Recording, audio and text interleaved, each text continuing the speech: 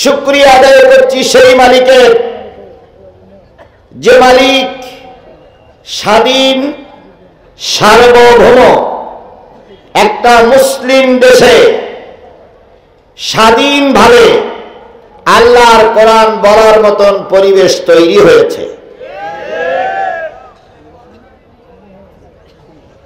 আজকে কতই নভেম্বর, কত সাল?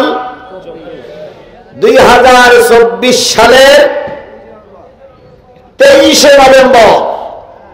একটা বছর পিছনে যান, 23শে নভেম্বর 2023। একটু চক্ষু বন্ধ করে দেখুন তো, এই দিনটা গত বছর আমাদের জন্য কত ভয়াবহ ছিল, কত বিপদের ভিতরে আমরা ছিলাম। এরকম কোরআনের মাহফিল করতে গিয়ে কমিটির অনেক লোককে নেতার বাড়ি হাঁটতে হাঁটতে জুতার ফিতে কেটে গিয়েছিল। অনেক নেতারা অনুমতি দেয়নি, আর বক্তার নাম শুনলেতে তেলে বেগুনি জ্বলে উঠত। তারপরে অনেক সময় টাকা পয়সা দিয়ে, তাদের কথার পরে খানিকটা সম্মতি দিয়ে কোরআনের মাহফিলের আয়োজন করার চেষ্টা করেছে কমিটি। কথা বলেন ঠিক না বেঠিক? এরপরে বক্তা মঞ্চে উঠে গেছে, আর ওনারা বক্তাকে বসিয়ে রেখে যেভাবে সাজেশন দিয়েছে সেভাবেই বক্তাকে বক্তৃতা করা লেগেছে। যদি একটু মুখ ফসকে অথবা একটু ডাইনি অনেক কথা বলেছে, অনেক লোক বক্তাকে মেরে হাসপাতালে পাঠিয়েছে। অনেক নেতারা বক্তাকে মঞ্চের থেকে লাঞ্ছিত অপমানিত করে গলা ধাক্কা দিয়ে বের করে দিয়েছে। অনেক নেতারা বক্তার উপরে জুলুম করে রক্তাক্ত করেছে। সে কথা কি আমরা ভুলে গেছি? আবার জাতি, সে কথা কি আপনারা ভুলে গেছেন? এই বিপদ থেকে আল্লাহ আমাদের হেফাজত করেছেন। এখানে কারোর কোনো কৃতিত্ব নাই, সকল কৃতিত্ব কার? জোরে বলেন, সকল কৃতিত্ব কার? শেখ হাসিনা পালিয়ে যাক, এটা বাংলাদেশের 18 কোটি মানুষ কখনো চায়নি। আমরা চেয়েছিলাম সুষ্ঠু একটা নির্বাচন, আমরা চেয়েছিলাম গণতান্ত্রিক অধিকার প্রয়োগ করার জন্য আমাকে ভোট দেওয়ার সুযোগ করে দেওয়া হোক। ওনারা সেটা আমাদের করতে দেন নাই। কথা বলেন ঠিক না বেঠিক? আর ওনারা প্রায় অহংকার করে বলতেন আমাদের সঙ্গে মোকাবেলা করার মতন কোন পার্টি বাংলাদেশে নাই। তাই বলতেন না, তাই বলতেন না, তাই বলতেন না। ওনারা প্রায় মঞ্চে দাঁড়িয়ে দাঁড়িয়ে বলতেন আমরা পালাই না, আমরা পালানো জাত নই, শেখ হাসিনা পালায় না। আচ্ছা,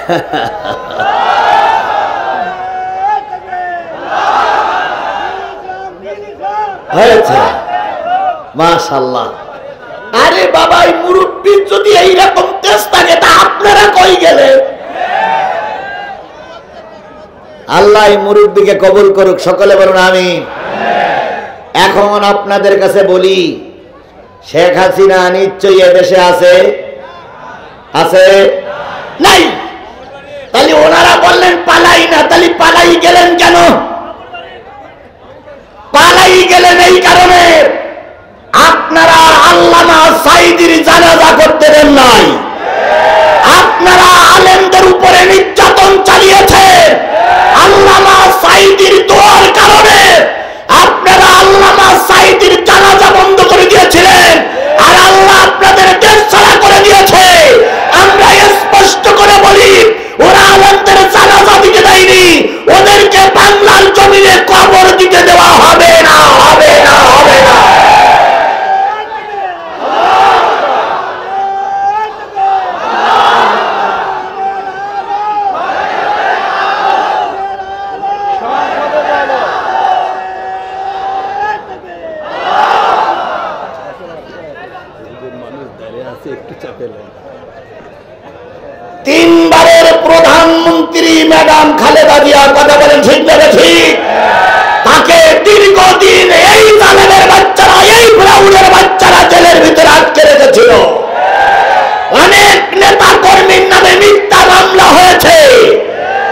এখন তারাই সব ময়দানে, আর যারা ময়দানে বাকবাকুম করি বেড়াইতো তারা সব ময়দান ছেড়ে দিয়েছে। কোথায় আওয়ামী লীগ, কোথায় কাদের কাকা, কোথায় গেল ওই জালিমের গরম গরম কথা? কোথায় আওয়ামী লীগ, কোথায় কাদের কাকা, কোথায় গেল ওই জালিমের গরম গরম কথা? খেলা হবে, খেলা হবে, বেড়াই বলতেন না খেলা হবে, খেলা হবে। আসুন আমরা এখন ময়দানে, আসুন। আমাদের মাহফিল বন্ধ করেছিলেন আপনারা, আসুন আজকে খেলা করতে। দেখি আপনি কোন মায়ের দুধ খেয়েছেন আর আমি কোন মায়ের দুধ খেয়েছি। সেগুলো আপনারা বন্ধ করতে পারতেন না যদি পুলিশ আপনাদের পক্ষে না থাকতো। কোন মায়ের সন্তান আমাদের মাহফিল বন্ধ করার শক্তি রাখত না। খেলা হবে, খেলা হবে, খেলা হবে বলে কাকা গেল পালাইয়া, শেখ হাসিনা পালাইছে দেশটা ছাড়িয়া। তাহলে এই পরিবেশ কে তৈরি করে দিয়েছেন? যে আল্লাহ এই পরিবেশটা তৈরি করে দিলেন সেই আল্লাহর শুকরিয়াটা আসতে না জোরে? আবারও বলুন আসতে না জোরে? কারোর জবান বন্ধ থাকবে না, সকলে মিলে বলছি আলহামদুলিল্লাহ। যে লোকগুলো দাঁড়িয়ে আছেন আপনারা কি আওয়ামী লীগের লোক? যদি না হন তাহলে বসেন, আর যদি মনে করেন যে না হইল আমরা আগের লোক, তাহলে দাঁড়াই থাকেন, ইটপেট কেমনে দাঁড়াই থাকেন। এই পাশে জায়গা আছে, এই পাশে জায়গা আছে, এখানেও, এখানেও যদি কোনো কাপড় থাকে, এখানেও যদি কোনো কাপড় থাকে এখানে বিছাই দেন, এই পাশেও বিছাই দেন। একটু মহিলাদেরকে উচ্চ ব্যবস্থা করেন, প্যান্ডেলও সমস্যা হয়ে গেছে, মহাবিপদ। এই হুজুর ডেকে আনাটাই ভুল হয়ে গেছে। মহিলা প্যান্ডেলও বলে জায়গা হচ্ছে না, পুরুষ প্যান্ডেলে এই দিকে জায়গা নাই। এই পাশে আসেন, এই পাশে বসেন। ভাই মা বোনদের উদ্দেশ্যে এখান থেকে বলা হচ্ছে দয়া করে সামনের একটু পূরণ করে বসুন। আপনাদের পিছনেরও দেখেন, খেয়াল করে, অনেক মা বোনদের পিছনে জায়গা হচ্ছে না। ওখান থেকে ফোন আসতেছে আমাদের বসার জায়গা নাই, জনগণের বসার জায়গা দিতে পারছে না এলাকাবাসী। ও ভাই এটা তো প্লাস্টিক না যে টানলি লম্বা হবে, এই জন্য এর ভিতর থেকে একটু ম্যানেজ করে নিতে হবে। আপনি বসে শুনবেন আর একজন দাঁড়াই থাকবে, এটা কি ঠিক? এরপরও বলি যদি জায়গা না পান দাঁড়াই থাকেন, ডিস্টার্ব করেন না। তাহলে কার শুকরিয়া আদায় করলাম? আল্লাহ বলতেছেন কুল লাউ কানাল বাহরু মিদাদান লিকালিমাতি রাব্বি লানাফিদাল বাহরু ক্বাবলা আন তানফাদা কালিমাতু রাব্বি ওয়ালাউ জিনা বিমিসলিহি মাদাদা। কোরআন শরীফ তেলাওয়াতের পরে যারা আল্লাহু আকবার বলবে আল্লাহ তাদের জান্নাতে যাওয়ার পথ সহজ করে দিবেন। জোরে বলুন আল্লাহু আকবার। কুল লাউ কানাল বাহর, হে নবী আপনি বলে দিন পৃথিবীতে যত সাগর আছে, পৃথিবীতে যত নদ নদী আছে, পৃথিবীতে যত খালবিল আছে, পৃথিবীতে যত পানির উৎস আছে, সব পানিগুলো যদি কালি হয়ে যায়, পৃথিবীতে যত দাঁড়ানো গাছ আছে সব গাছগুলো যদি কলম হয়ে যায়, পৃথিবীতে যত সমান্তরাল জমি আছে সব জমিগুলো যদি কাগজ হয়ে যায়, দাঁড়ানো গাছ নামক কলম দিয়ে, সাগরের পানি নামক কালি দিয়ে, সমান্তরাল জমি নামক কাগজের উপরে যদি তোমার রবের কথা লিখতে শুরু করো, লিখতে লিখতে কখন জানি কলম ফুরায় যাবে, লিখতে লিখতে কখন জানি সাগরের কালি ফুরায় যাবে, লিখতে লিখতে কখন জানি কাগজগুলো সব শেষ হয়ে যাবে। আর একটা সাগরের পানিও যদি নিয়ে আসো সেটাও শেষ হয়ে যাবে, তবু তোমার রবের কথা লিখে শেষ করা যাবে না। সেই রবের নাম কি? একটু স্পষ্ট করে জোরে বলুন তো, সেই রবের নাম কি? আল্লাহ। সবাই মিলে বলুন আল্লাহ। ফাজকুরুনি আযকুরুকুম ওয়াশকুরুলি ওয়ালা তাকফুরুন। বান্দারে তুই আমার নাম ধরে ডাক, আমি তোর ডাকে সাড়া দিয়ে তোর জীবনের সব চাওয়া পাওয়া গুলো মিটাইয়ে দেব। 15.5 বছর বাংলাদেশের মানুষ কেঁদেছে, কথা বলেন ঠিক না ঠিক? আল্লাহ তাদের ডাক শুনে জালেমদেরকে তাড়িয়ে দিয়ে সেই জায়গায় ইমানদার লোকদের আল্লাহ প্রতিষ্ঠিত করেছে। তাহলে সেই আল্লাহর ডাকার দরকার আছে না নাই? আবারও বলছি আলহামদুলিল্লাহ। সর্বকালের সর্বশ্রেষ্ঠ মহামানব, যার আদর্শে আদর্শিত হয়ে আমি নিজেকে উম্মত বলে দাবি করেছি, সেই নবীর নামে দুরূদ আর সালাম সকলে মিলে বলছি সাল্লাল্লাহু আলাইহি ওয়াসাল্লাম।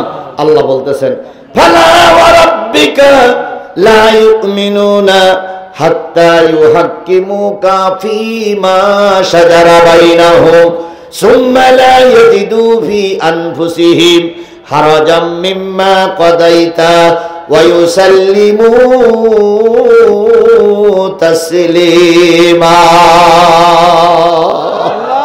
কথাকার আল্লাহ বললেন, নবী শোনো, জাতিকে বলে দাও ততক্ষণ পর্যন্ত কোন মুসলমান প্রকৃত মুমিন হতে পারবে না যতক্ষণ পর্যন্ত তোমার বিচার, তোমার বিধান, তোমার রায়, তোমার ফতোয়া, তোমার মাসলা সন্তুষ্ট চিত্তে মেনে নিতে না পারবে, ততক্ষণ আর যাই হোক মুমিন হতে পারবে না। আল্লাহর কথাটা সত্য না মিথ্যা? ও আমার জাতি, স্পষ্ট করে বলুন, আল্লাহর কথাটা সত্য না মিথ্যা? যত মিথ্যা কথা বলেছে সব শেখ হাসিনা রহমাতুল্লাহ আলাইহি। এই রহমাতুল্লাহ আলাইহি যত মিথ্যা কথা বলেছে, কথা বলেন ঠিক না ঠিক? ওরা কিন্তু বলেছিল শেখ হাসিনা একটা পীর পরিবারের লোক, এই জন্য ওনার নামের শেষে রহমাতুল্লাহ আলাইহি বলা লাগবে। তারপরে শেখ হাসিনার ব্যাপারে রহমাতুল্লাহ আলাইহি, আর ওনারা বলেছিলেন ওই মুজিবারের ব্যাপারে রাদিয়াল্লাহু তাআলা আনহু বলা ভালো। কত বড় কলঙ্কিত জাতি! আমাদেরকে অনেক জিনিস করতে বাধ্য করেছিল, কথা বলেন ঠিক না ঠিক? ওনারা প্রায় মঞ্চে দাঁড়িয়ে বলতেন, আমরা কি নামাজি না? আমরা কি মুসলমান না? আমাদের নেত্রী সকালবেলা নামাজ পড়ে, তাহাজ্জুদ পড়ে, সকালবেলা ঘুমের থেকে উঠে যায় নামাজ খোঁজে, কোরআন তেলাওয়াত শুরু করে কাজ শুরু করে। আমরা তো শেখ হাসিনার ওই জায়গা পর্যন্ত জাতি পারতাম না ভাই, এই জন্য এখানে বসে বসে বিশ্বাস করতাম মনে হয় কথাটা হলেও হতে পারে। এবার যখন গণভবন জনগণ দখল করলো, দখল করার আগ পর্যন্ত বুঝেছিলাম উনি নামাজি, উনি কোরআন তেলাওয়াত করে। জনগণ যখন গণভবন দখল করলো, গণভবন দখল করে সব জিনিস পাওয়া গেল, যায় নামাজ আর কোরআন শরীফ পাওয়া গেল না রে। বাহ বাহ বাহ বাহ, কথা ঠিক না বে ঠিক? আল্লাহ রে, আল্লাহু আকবার। আচ্ছা বাপ, আমি জানি বিগত 15.5 বছর ক্ষোভ, 15.5 বছরের ক্ষোভ দিলের ভিতরে তিল তিল তিল তিল করে চলতেছে। একটু সুযোগ পালেই বিস্ফোরিত হয়ে যায়, কথা বলে ঠিক না নাকি? আমাদের সকলের মুরব্বী যখন তাকবীর দিচ্ছে, ওনার ভিতরে থাকা আগুনগুলো উনি বের করার জন্য চেষ্টা করতেছে, এটা আমরা জানি। তারপর আমি একটু অনুরোধ করি, আমার একটু কথা বলতে দেন। এরা আমার মাহফিল করতে দেয়নি, আমার সব জানা আছে ভাই, সেগুলো একটু বলতে দেন আমাকে। আল্লাহ কবুল করুক, আল্লাহ কবুল করুক, আল্লাহ কবুল করুক। জনগণ শেখ হাসিনার গণভবন দখল করলো, সেখানে যে কচুরমুখী পাওয়া গেল, রাজাহাঁস পাওয়া গেল, ছাগল পাওয়া গেল, গরু পাওয়া গেল, ভেড়া পাওয়া গেল, মুরগি পাওয়া গেল, হাঁস পাওয়া গেল, তারপরে আরো অনেক কিছু পাওয়া গেল, কিন্তু ভাই রে জায়নামাজ আর কোরআন শরীফ পাওয়া গেল না। এবার ফোন করা হলো নেতার কাছে, জায়নামাজ আর কোরআন শরীফ গেল কই? নেতা তখন বলল, আমার নেত্রী এমন আল্লাহওয়ালা, যাওয়ার সময় জায়নামাজ আর কোরআন শরীফ কা বগলে করে নিয়ে চলে গেছে। কত বড় মিথ্যুক, কত বড় মিথ্যুক, কথা বলেন ঠিক না বেঠিক? তাহলে এরা কথায় কথায় মিথ্যা কথা বলতো। আল্লাহর কোরআনে ওরকম কোনো মিথ্যা কথা কি আছে? রাসূলের ভাষায় কোনো মিথ্যা কথা আছে? আল্লাহ বললেন, নবী তুমি তোমার উম্মতদের বলে দাও, ততক্ষণ পর্যন্ত মুমিন হতে পারবে না যতক্ষণ পর্যন্ত নবীর বিধান সমাজে চালু না করবে। এবার গাবতলীর মুসলমানেরা, বগুড়ার মুসলমানেরা, বাংলাদেশের মুসলমানেরা বুকে হাত দিয়ে বলুন তো, আমরা মুসলিম দেশে বসবাস করি, কোরআনের বিধান, আল্লাহ রসুলের বিধান আমাদের সমাজে কি চালু আছে? জোরে বলেন আছে? কোন জায়গায় কি নাই? কোন জায়গায় নাই। মসজিদে নাই, আছে? আছে? মাদ্রাসাগুলোতে নাই। কোথায় আছে? মাদ্রাসায় দিয়ে দেখবেন, আলিয়া মাদ্রাসার প্রিন্সিপালের মাথার উপরে দুই শয়তান বসে আছে। যেখানে একটা মাদ্রাসা, সেখানে জাতির পিতা নামক বঙ্গবন্ধুর ছবি কেন থাকবে? সেখানে অবৈধ সরকারের প্রধানমন্ত্রী, বিনা ভোটার প্রধানমন্ত্রী, এই জালেমের বাচ্চা জালেম মাদ্রাসায় থাকবে কেন? কেন? কেন? এত অবৈধ প্রধানমন্ত্রী, কথা বলে ঠিক না বেরিয়ে? বৈধ না অবৈধ? এই জোরে বলেন, বৈধ না অবৈধ? একই দিনের ভোটে নির্বাচিত না রাতের ভোটে নির্বাচিত? রাতের ভোটে নির্বাচিত না দিনের ভোটে নির্বাচিত? এ কলঙ্কিত মায়ের কলঙ্কিত সন্তান, এর কোনো অধিকার নেই মাদ্রাসায় হুজুরদের মাথার পরে থাকা। তারপরও আমাদের মাথার পরে ওদেরকে দেখেছি, কথা বলেন ঠিক না ঠিক? মসজিদ গুলো ওরা ঢুকতে পারেনি ঠিকই, কিন্তু অনেক সময় মসজিদে ওদের জন্মদিন মৃত্যুদিন পালন করার জন্য আমাদের দেশের কিছু দালাল হুজুর ওদের ছবি ব্যানার টানিয়ে তারপরে সেখানে ওদের জন্মদিন পালন করেছে, কথা বলেন ঠিক না ঠিক? সব জায়গায় ওরাই ছিল। তাহলে মসজিদ গুলো কোরআনের আইন দিয়ে কথা বলা যেত না, কোরআনের মাহফিলে কোরআন দিয়ে কথা বলা যেত না, মাদ্রাসায় কোরআন দিয়ে কথা বলা যেত না। তাহলে কোরআনের বিধান আমাদের সমাজে চালু না করা পর্যন্ত কি হওয়া যাবে না? এই আয়াতটা যখন নাজিল হলো, আল্লাহর নবী তখন হিজরত করে মদিনায় চলে গেছেন। কোথায়? মদিনায় যখন চলে গেছেন, তখন মদিনায় রাসূলের সঙ্গে কিছু আনসার সাহাবীরা গিয়েছিল। সকলের নিয়ত একরকম ছিল না। কেউ গিয়েছিল নারীর লোভে, কেউ নিয়েছিল গাড়ির লোভে, কেউ গিয়েছিল বাড়ির লোভে, কেউ গিয়েছিল সম্পদের লোভে। আজ কেউ আছে না নাই? বিএনপি আর জামাত যখন গোটা দেশে মাথা উঁচু করে দাঁড়িয়েছে, কিছু আওয়ামী লীগের লোকেরা এই দলে যোগ দিয়ে বলতেছে, আমরা তো তোমাদের সঙ্গেই ছিলাম। আছে না? আছে না? আছে না? আর আমাদের কিছু টুপিওয়ালারা আছে যারা আল্লামা সাঈদীর রায়ের পরে বগুড়ায় আনন্দ মিছিল করেছিল, তারাই আজকে আমাদের সঙ্গে মিল দিয়ে বলতেছে আমরা সাঈদী ভক্ত। এতদিন তুমি ছিলে কোথায়?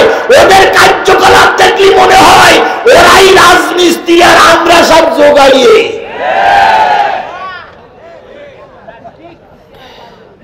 তাই মনে হচ্ছে না? তাই মনে হচ্ছে না? ওরে বাপরে বাপ, মঞ্চে যখন সাঈদীর পক্ষে কথা বলে টেবিল ফাটাই ফেলে, দেখে মনে হয় ওরাই সব ছিল। অথচ এই বিগত 15 বছর অনেক হুজুররা মুখ খুলিনি ভয়তে। কথা বলেন, কথা বলেন। আমার ভাইরা, কিছু লোক নবীর সঙ্গে হিজরত করলো নারীর লোভে, জমির লোভে, গাড়ির লোভে, বাড়ির লোভে। তার ভিতরে একজন লোক একজন লোক রসুলের সঙ্গে হিজরত করেছিলেন। এই লোকটা গিয়েছিলেন রসুলের কাছ থেকে কিছু ফায়দা লোটার জন্য।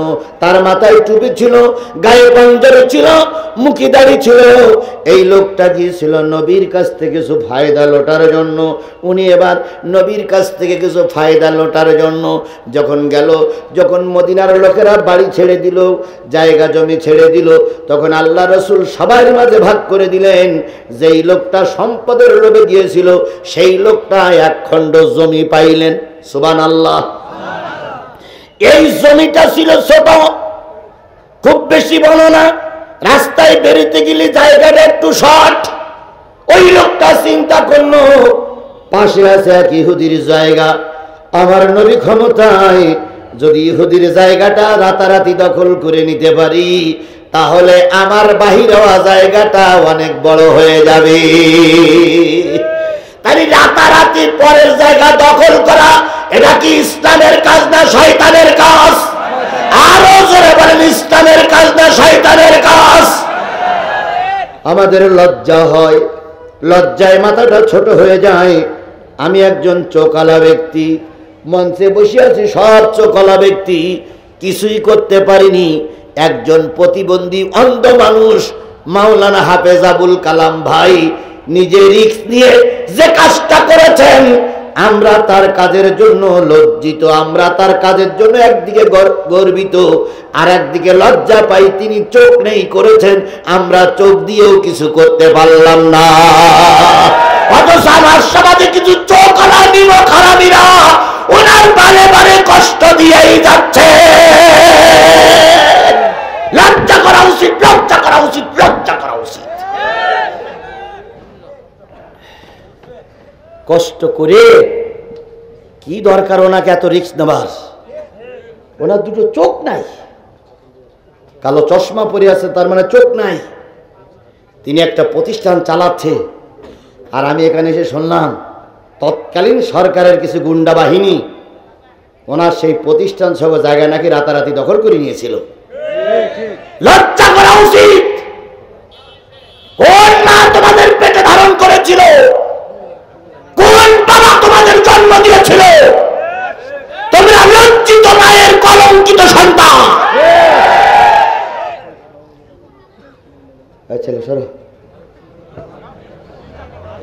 এত বড় একটা কাজ যিনি করতে পারলেন, তার পিছনে আমাদের সহযোগিতা করার দরকার ছিল না? আরে বাবা, সহযোগিতা না করে তার জায়গা দখল করে নিয়েছে। বাবার পৈতৃক সম্পত্তি পেয়েছ,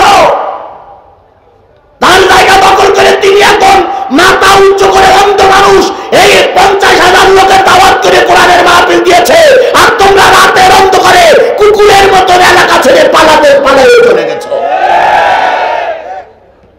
এগুলো কার বিচার? এর থেকে শিক্ষা নাও জাতি, এর থেকে শিক্ষা নাও জাতি, এর থেকে শিক্ষা নাও জাতি। যদি তুমিও বেশি বাকবাকুম করো, তোমার নেতাদের যে অবস্থা হয়েছে তোমারও সেই অবস্থা হবে। মা জননী, মা জননী, মা জননী, কত মা জননী জিজ্ঞেস করতে করতে দুই পাশে ফেনা উঠে গেছিল।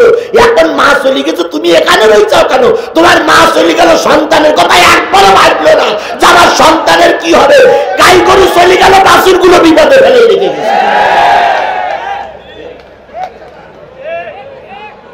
খালেদা জিয়ার নামে মামলা হয়েছিল, খালেদা জিয়া দীর্ঘদিন জেল কাটলো, বিদেশে চলে যায়নি। কথা বলেন, কথা বলেন, কথা বলে। জামাত ইসলামের অধিকাংশ নেতাদের ফাঁসি হলো, অগণিত মামলার আসামি কেন্দ্রীয় লিডারদের ফাঁসি হলো, শিবিরের অগণিত নেতাগোনা জেল খাটলো। একটা বারের জন্য তারা বিদেশে পালাই যায়নি, আর একবারের তোমায় ধাক্কা দেশার বিমানে উঠে চলে গেলে। তাহলে তুমি কোন মায়ের জাত? আপা গেছে দুলাভাই বাড়ি, ভাবি গেছে ভাই বাড়ি, তোমাদের বিপদে ফেলাই রেখে গেছে। একবার চিন্তা করো, তোমরা কোন পেটনির দল করেছো?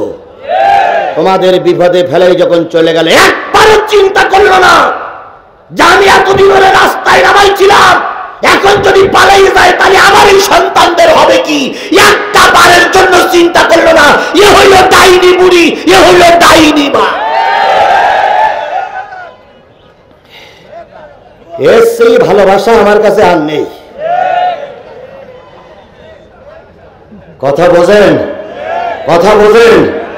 যদি পাশের থেকে ওঠে জেনে নেবেন ওইটাই আমলিগ। খেয়াল করবেন, যেটা উঠবে বসবেন ও আমলিগের লোকটাই চলে গেল। হয় ও আমলিগ, না ওর বাপ আমলিগ, না ওর দাদা আমলিগ, না ওর সত্য গোষ্ঠী আমলিগ, না ওর শ্বশুর আমলিগ, নতুবা কোরআনের মাহফিল থেকে ওঠে গেল। যেটা উঠবে ওটা আমলিগের দালাল নাই, শয়তানের দালাল।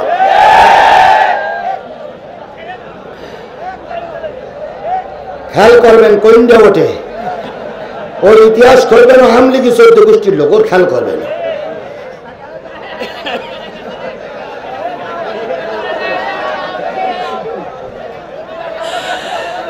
আল্লাহ আল্লাহ দিনের খাতিরে আমাদের কবুল করুক, সকলে বলুন আমিন। মুসলমান জমি পাইলেন অল্প, কার জায়গা দখল করার নিয়ত? ইহুদির জায়গা। রাতারাতি ঘুমির থেকে উঠে ইহুদির জায়গা দখল করে নিয়েছে 4.5 হাত। তো সকালবেলা ইহুদি ঘুমিতে উঠে দেখে যে মুসলমান আমার জায়গা দখল করে নিয়েছে। তো যেই বলতে, ও ভাই তুমি না মুসলমান, তোমার নেতা না নবী মোহাম্মদ, তোমার আল্লাহ আর আমার আল্লাহ তো এক, তুমি না কালেমাওয়ালাতে জমি দখল করলি কেন? তখন এই মুসলমানরা জমির লোভে মক্কা থেকে হিজরত করে মদিনায় গেছে। সে কলার নাড়াতে বলতেছে, আমার কেন, আমার নেতা এখন ক্ষমতায়, বেশি কথা বললি জিভ কেটে ফেলবো। আচ্ছা বলুন তো, এরকম কথা বলার মতন পুঁটি মাছ মার্কা নেতা ছাগলের 3 নম্বর বাচ্চা আমাদের সমাজে ছিল না? ছিল না?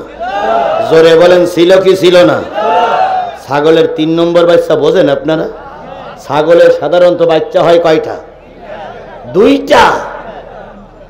ঘটনাক্রমে কোন ক্রমে যদি 3টে বাচ্চা হয়, ছাগলের বাট হয় 2টি। বাট হয় কয়টা? 2টা। ছাগল যখন মাঠের থেকে বাড়ি আসে তখন ওই দেখবেন 2 বাচ্চা দিয়ে 2 বার ধরে। আর যদি 3টে বাচ্চা হয় তাহলে 1 বাচ্চা দিয়ে এদিক ঠুস মারে, ওদিক ঠুস মারে, এদিক ঠুস মারে, ওদিক ঠুস মারে, কোনো জায়গায় পথ পায় না। আমাদের সমাজে কিছু ছাগলের 3 নম্বর বাচ্চা ছিল। এরা আওয়ামী লীগের নয়, বিএনপির নয়, এরা জামাত ইসলামের নয়, জাতীয় পার্টি নয়, এরা দল পরিবর্তন করা ছাগলের 3 নম্বর বাচ্চা। এরাই যুগে যুগেই জাতিরে কষ্ট দিয়েছে, এখনো কষ্ট দিয়েই যাচ্ছে। আল্লাহ রাব্বুল আলামিনের নবী ভাগ করে দিলেন, পছন্দ হলো না, ইহুদির জায়গা দখল করে নিলেন। ইহুদি যখন বলল, ভাই তুমি না মুসলমান, অত গর্জে উঠলো আমার নেতা ক্ষমতায়, আমরা এখন সরকারে বাগুম বাগুম করবি না। লোকটি চিন্তা করলো, হায় আফসোস, মুসলমান তো এমন হতে পারে না, আমি নবীর কাছে নালিশ করব। ওই লোকটারে সঙ্গে নিয়ে একদিন নবীর কাছে যেই বলতেছি, ইয়া রাসূলুল্লাহ, আপনার মুসলমান, আপনার মুসলমান, আপনার এক মুসলমান ভাই আমার জমি দখল করে নিয়েছে। আল্লাহর নবী 2 জনের বক্তব্য শুনে মুসলমান ভাইকে বললেন, জমিটা ফিরিয়ে দাও। সুবহানাল্লাহ বলবেন না? সুবহানাল্লাহ জোরে বলা যাবে না? তখন মুসলমান নামক ওই লোকটা বলতেছি, ইয়া রাসূলুল্লাহ, আমি বলো মুসলমান, আর ও বলো ইহুদি।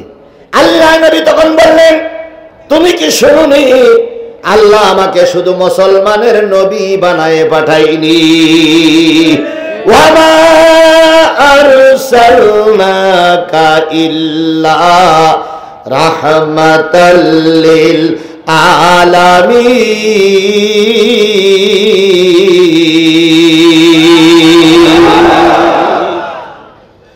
ও নবী, আমি তোমাকে পাঠাইছি সকল কুল কায়নাতের জন্য রহমত করে। তুমি হিন্দুদের জন্য রহমত, খ্রিস্টানের জন্য রহমত, ইহুদির জন্য রহমত, গরুর জন্য রহমত, ছাগলের জন্য রহমত, মাছের জন্য রহমত, জিনের জন্য রহমত, মানুষের জন্য রহমত। আমি সকল মানুষের সকল মাখলুকের জন্য এসেছি, জমিটা ফিরিয়ে দাও। বলুন তো, বলুন তো, বলুন তো, বলুন তো, মুসলমান খুশি না বেজার? বেজার, কারণ আমি জমি দখল করলাম আবার ফিরাই দিতে বলে। মুসলমান বেজার অবস্থায় ইহুদির হাত ধরে বলতেছে, চলো ভাই বাড়ি যাই, রায় যখন হয়ে গেছে আর কি করবো, সেই ছিলাম জমিটুক জোর করে দখল করে রাখবো, তা মনে হয় রাখা যাবে না। আস্তে আস্তে ওমরের বাড়ির সামনে এসে এই লোকটার মনের ভিতরে একটা কৌতূহল জাগলো, ওমর বড় রাগী মানুষ, হয়তো ইহুদির কথা শুনে ওমর আমার পক্ষে রায়টা পুনর্বিবেচনা করতে পারে। এবার দাঁড়িয়ে বলতেছে, ভাই আল্লাহর নবী তো কোনোদিন স্কুল কলেজে যাই নাই, আইনের বই তো পড়িনি, সুতরাং চলো না যে ব্যক্তি লেখাপড়া জানে তার কাছে একটু যাই, দেখি না সে কি রায় দেয়। ইহুদি বলতেছে, সে কোন লোক? কয় ওমর। ইহুদি বলতেছে, হায় হায়, নবী সেই তো ওমর বড়, এ কি হতে পারে? তারপরে চলে যাই, ওমরকে ডাকা হলো, দুইজনের বক্তব্য শুনে ওমর রায় দেবেন। হঠাৎ করে ইহুদি ভাই বললেন, ওমর এই জমি দখল করার রায় কিন্তু একবার নবী দিয়ে দিয়েছে, কিন্তু তোমার মুসলমান ভাইয়ের পছন্দ হয়নি, তাই তোমার কাছে আবার রায় নেবার জন্য এসেছে। রায় দেবার আগে হিসাব কিতাব করে রায় দিও। হযরত ওমর ঘরের ভিতরে ঢুকলেন, তরবারি বাইর করে নিয়ে এসে বলতেছে, দুইজন মাথা নিচে করে বসো, এমন রায় দেব কিয়ামত পর্যন্ত কোরআনে রায়টা লেখা থাকবে। মুসলমান চিন্তা করতেছে, রায় এবার আমার পক্ষেই আসবে। এবার হযরত ওমর আসলেন, ইহুদিয়ান মুসলমানের মাথা নিচু করে বসতে বললেন, মাথা নিচু করে বসলো। হযরত ওমর খাপের থেকে তরবারি বাহির করে, তরবারি দিয়ে একটা আঘাত করে ওই জমি দখল করা মুসলমান, ওই আত্মসাৎকারী মুসলমান, ওই মক্কা থেকে সম্পদের লোভে হিজরত করা মুসলমানের কাল্লার পরে একটা আঘাত করলেন। কাল্লা থেকে মাথা আলাদা হয়ে 3.5 হাত দূরে পড়ে গেল। গোটা দেশে আলোড়ন সৃষ্টি হয়ে গেল, গোটা দেশে প্রচার হয়ে গেল, হযরত ওমর একজন মুসলমানকে হত্যা করেছে। নবীর দরবারে আওয়াজ পৌঁছে গেল। নবীজি ওমরকে ডেকে বললেন, ওমরে কি কাজ করলে? কই, ইয়া রাসূলুল্লাহ, আপনি রায় দিয়েছেন, আবার রায়টা আমার কাছে নিতে গেছে, তাহলে ও কি মুসলমান বলে মনে হয়? যখন কথোপকথন চলতেছিল, আল্লাহ পাক এই আয়াত নাজিল করে দিয়ে বললেন, ও নবী, ফালা ওয়া রাব্বিকা লা ইউমিনুন, আমি বলে দিলাম তারা মুমিন নয় যারা আপনার রায় শুনে সন্তুষ্ট হতে পারে না। তাই আল্লাহর কোরআন নবীর বিধান জানার পরে, আসার পরেও যারা সন্তুষ্ট হয় না, আল্লাহর ভাষায় তারা মুমিন। জোরে বলেন, মুমিন নয়। তাহলে আমরা কি মুমিন হতে চাই না মুনাফিক হতে চাই? কারা কারা মুমিন হতে চান একটু হাত তুলে আল্লাহরে দেখান। জোরে একটা তাকবীর দেবেন, নারে তাকবীর, লিল্লাহি তাকবীর। হাত নামান। আমরা হাত উঁচু করে কারে দেখালাম? তাহলে মুমিন যদি হতে চাও কিসের পক্ষে থাকতে হবে? কোরআনের পক্ষে থাকতে হবে। কোরআনের আলোচনা চলবে আর তুমি ওটা ওটি করবা, নিঃসন্দেহে তোমার মনের ভিতরে সন্দেহ আছে, তুমি ওই জায়গা দখল করা মুসলমানের মতন মুনাফিক, তুমি মুমিন হতে পারো না। তাহলে আমি আপনাদের কাছে সূরা নিসার 58 নম্বর আয়াত তেলাওয়াত করেছি। তেলাওয়াতকৃত আয়াতের পরে কথা বলবো। দয়া করে আমাকে রেখে কারা কারা চলে যাবেন একটু হাত তোলেন তো, যে হুজুর আপনার রেখে আমি চলে যাব। যাবেন যাবেন যাবেন? ও ভাই, তখন খেলা করতে মজা লাগতো, এখন মজা লাগে না। কারণ তখন যখন আলোচনা করতাম, দুই মুখী থাকতো পুলিশ, আওয়ামী লীগের লোকেরা মঞ্চে দাঁড়িয়ে গিড়ি করতে লাগলো, হুজুর মরে না কেন, মরে না। কেউ কেউ লাঠি দিয়ে সামনে উঁচু করে দেখাতো। ওই সময় হয়েছে খেলা, কথা বলেন ঠিক না ঠিক? কিন্তু এখন ডাইনি বামে উপরে নিচে পিছনে সামনে সব আমার লোক, কেউ বিরোধিতা করে না। তাহলে খেলায় কি মজা লাগে ভাই? তাহলে আল্লাহ রাব্বুল আলামিন আমাদের এই কোরআনের মজার অনুষ্ঠানে শেষ পর্যন্ত কবুল করুক। কিছু লোক মনে মনে ভাবতেছেন যে হুজুর যেভাবে কায়দা কৌশল করে আমাদের নিয়ে আসলো, এই হুজুর মনে হয় ফজরের নামাজ না পড়েই ছেড়ে দেবে না। ওরে না ভাই, আমি দিনের বেলা একটা প্রোগ্রাম করে আইছি, এমনি আমি ক্লান্ত। আমি এখান থেকে শুরু করে আর 45টা মিনিট কথা বলবো।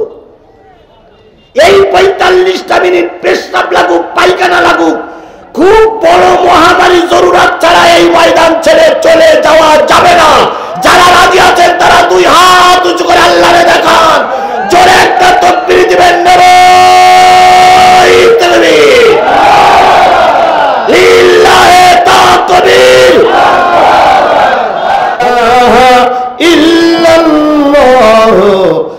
মুহাম্মাদুর রাসূলুল্লাহ সাল্লাল্লাহু আলাইহি ওয়াসাল্লাম। বন্ধুগণ, কোন সূরা? সবাই মিলে বলেন কোন সূরা? 4 নম্বর পারার 4 নম্বর সূরা, কোরআনের 4 নম্বর পারার, কোরআন শরীফের কয় নম্বর সূরা? সূরাতুন নিসা। 176 আয়াত, 24টা রুকু। মদিনায় অবতীর্ণ সূরা সমূহের ভিতরে একটা অন্যতম সূরা, নাম হলো নিসা। 176টা আয়াতের ভিতর থেকে আমি আপনাদের সামনে তেলাওয়াত করেছি 58 নম্বর আয়াত। কয় নম্বর? এই আয়াতটা যখন নাজিল হলো, আল্লাহ নবী তখন মদিনারও প্রেসিডেন্ট, মক্কারও প্রেসিডেন্ট। সুবহানাল্লাহ বলবেন না? সুবহানাল্লাহ বলবেন না? সারা জীবন শুনে এসেছি নবী ছিলেন মদিনার প্রেসিডেন্ট। আজকে শোনেন, এই আয়াতটা যখন নাজিল হলো, নবী তখন মক্কারও প্রেসিডেন্ট, মদিনারও প্রেসিডেন্ট। আচ্ছা, নবী মদিনার প্রেসিডেন্ট, কাজটা কি ঠিক? কথা বলে। নবী মদিনার প্রেসিডেন্ট, কাজটা কি ঠিক? আবারও বলেন, নবী মদিনার প্রেসিডেন্ট, কাজটা কি ঠিক? হুজুর মানুষ আবার প্রেসিডেন্ট হবে কেন? হুজুর মানুষ তাবিজ লিখবে, হুজুর মানুষ গায়ে ফুদারে, হুজুর মানুষ মসজিদ ইমামতি করবে, খুব যদি সমস্যা হয় একটা মাদ্রাসা করবে, হুজুর আমার দেশের প্রেসিডেন্ট। এটা কি ঠিক? যদি ঠিক হয়, তাহলে বর্তমান বিশ্বে যে আলেমেরা আছে তারাও যদি প্রেসিডেন্ট হতে চায়, আপনাদের গায়ে এত জ্বালা করে কেন?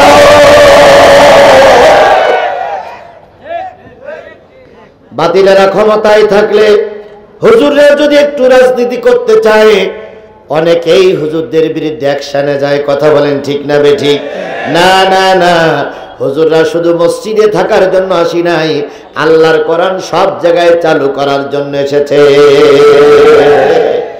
আল্লাহ নবী মদিনার প্রেসিডেন্ট, মক্কার প্রেসিডেন্ট। নবী যখন 13 বছর মক্কায় ছিলেন, এই 13 বছরের ভিতরে আল্লাহর নবী লক্ষ্য করতেন প্রতি সোমবার আর প্রতি শুক্রবার কাবার দরজা খোলা হতো।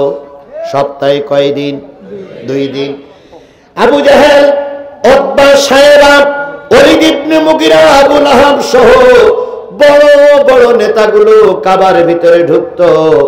ঢোকার আগে কাপড়গুলো খুলে সব বাইরে রেখে যেত। হাতে আংটি থাকতো না, কোমরে ঘুষি থাকতো না, গলায় কিছুই থাকতো না, সম্পূর্ণ উলাঙ্গনি উলাঙ্গ হয়ে কাবার ভিতরে ঢুকতেন। জনগণ জিজ্ঞেস করতো, তোমরা এইভাবে ঢোকো কেন? ওরা বলতো, যখন দুনিয়া এসেছিলাম তখন কিছুই ছিল না, আল্লাহর সামনে যাচ্ছি, কাছে কিছুই রাখা যাবে না। সপ্তাহে কয় দিন? 2 দিন। আল্লাহ নবী চিন্তা করলেন, ওরা কাবায় যায় উলঙ্গ হয়ে, আমি একটু কাবার ভিতরে ঢুকবো, ঢুকে দেখবো ওর ভিতরে কি আছে। যারা আমরা হজ করতে যাই, আমিও হজ করেছি, যারা হজ করতে যায় তারা কিন্তু কাবায় ঢোকার চান্স পায় না। আমাদের দেশের 2 জন লোক কাবায় ঢোকার সুযোগ পেয়েছিলেন।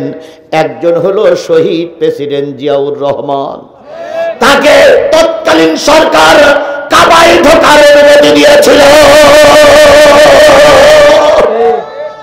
এখনো মদিনায় মক্কায় কিছু নিম গাছ আছে, আমরা বলি নিম গাছ, ওরা বলে জিয়া গাছ, শাজারাতুজ জিয়া।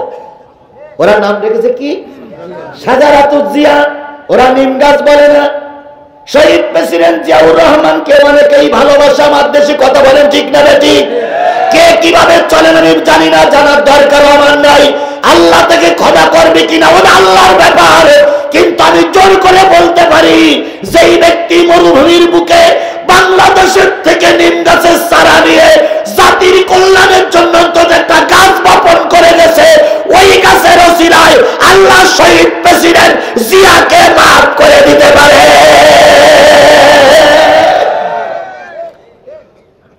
জাতির আব্বা বলে দাবি করো, এক ওয়াক্ত নামাজ পড়িসাও কিনা আমাদের সন্দেহ লাগে।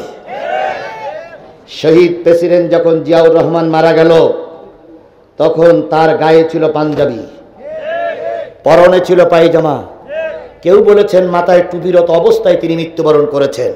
আবার কেউ কেউ বলেছেন তার পাঞ্জাবিতে টুপি পাওয়া গেল। তাহলে যার গায়ে পাঞ্জাবি, যার গায়ে পায়জামা, যার মাথায় টুপি, নিঃসন্দেহ সে একজন আল্লাহর গোলাম। হিসাব কিতাব তো তুমি আমি করব না, কে করবে? এবারে যারা আওয়ামী লীগ করেছে বিগত 15 বছর, আমি সাদা কাগজে লিখে দিয়ে গেলাম, একটা ছবি দেখাও যে তোমাদের পিতা, তোমাদের জাতির পিতা, তোমাদের জাতির পিতা মুসলিম জাতির পিতা নয়। তোমাদের পিতা একটা জুমার নামাজ পড়তে গেছে, একটা ছবি আমারে দেখাও।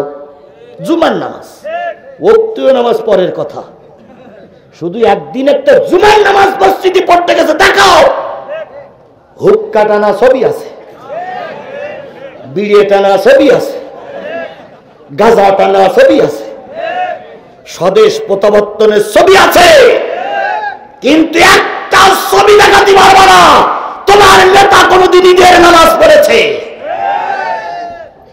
তাহলে 2 জন লোক কাবা ঘরে ঢোকার অনুমতি পেয়েছিলেন, তার ভিতরে একজন হলো শহীদ প্রেসিডেন্ট জিয়াউর রহমান। সারা জীবন আমরা মুজিবের নাম শুনেছি, জীবনে কোনোদিন ও দলের লোকেরাও বলে না, আমরাও বলি না যে শহীদ প্রেসিডেন্ট মুজিবুর রহমান, এ কথা কেউ বলে না, ওরাও বলে না, আমরাও বলি না। একবারও কোনোদিন মাইকে ঘোষণা করতে শুনেছেন শহীদ প্রেসিডেন্ট মুজিবুর রহমান বলতে শুনেছেন? ওরা বলে মরহুম প্রেসিডেন্ট মুজিবুর রহমান, একবারও শহীদ বলে না। ওরে শহীদ হয়নি তা বলবে কি করে? কিন্তু সারা জীবন শুনে এসেছি শহীদ প্রেসিডেন্ট জিয়াউর রহমান।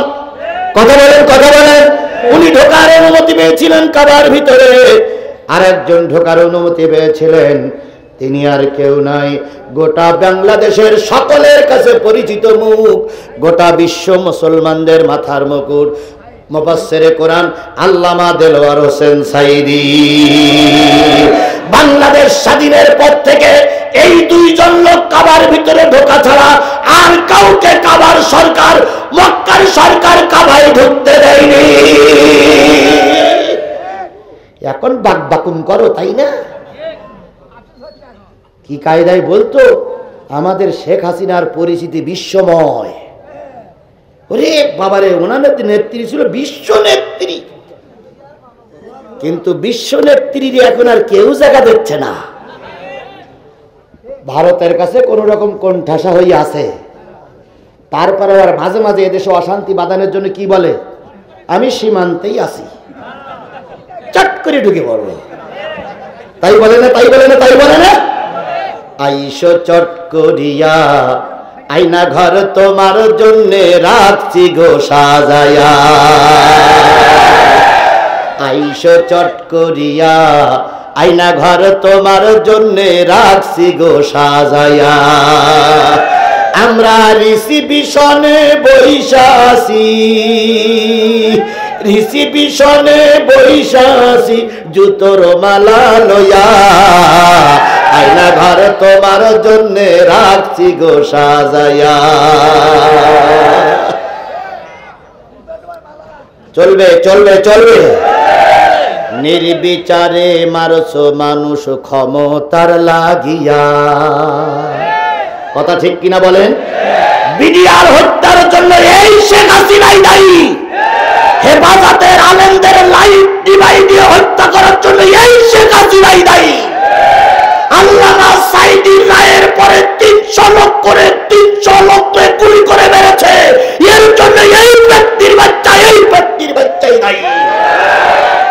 ছাত্র আন্দোলনের মোকাবেলা করার জন্য 1500 যুবক যুবতী নারী, ছোট বড় চাকরিজীবী সবাইকে মারার জন্য এই ফিরাউনের বাচ্চাই দায়ী, এই ফিরাউনের বাচ্চা দায়ী। নির্বিচারে মারছো মানুষ ক্ষমতার লাগিয়া, দিন ধর্ম আর মানবতা সব কিছু ছাড়িয়া, বুবু সব কিছু ছাড়িয়া, তোমার পাপের শাস্তি ও বুবু, তোমার পাপের শাস্তি পাইতে হবে, যাইও না ভুলিয়া, আয়না ঘর তোমার জন্য রাখছি গো সাজায়া বুবু আইসো চট করিয়া আয়না ঘর তোমার জন্য রাখছি গো সাজায়া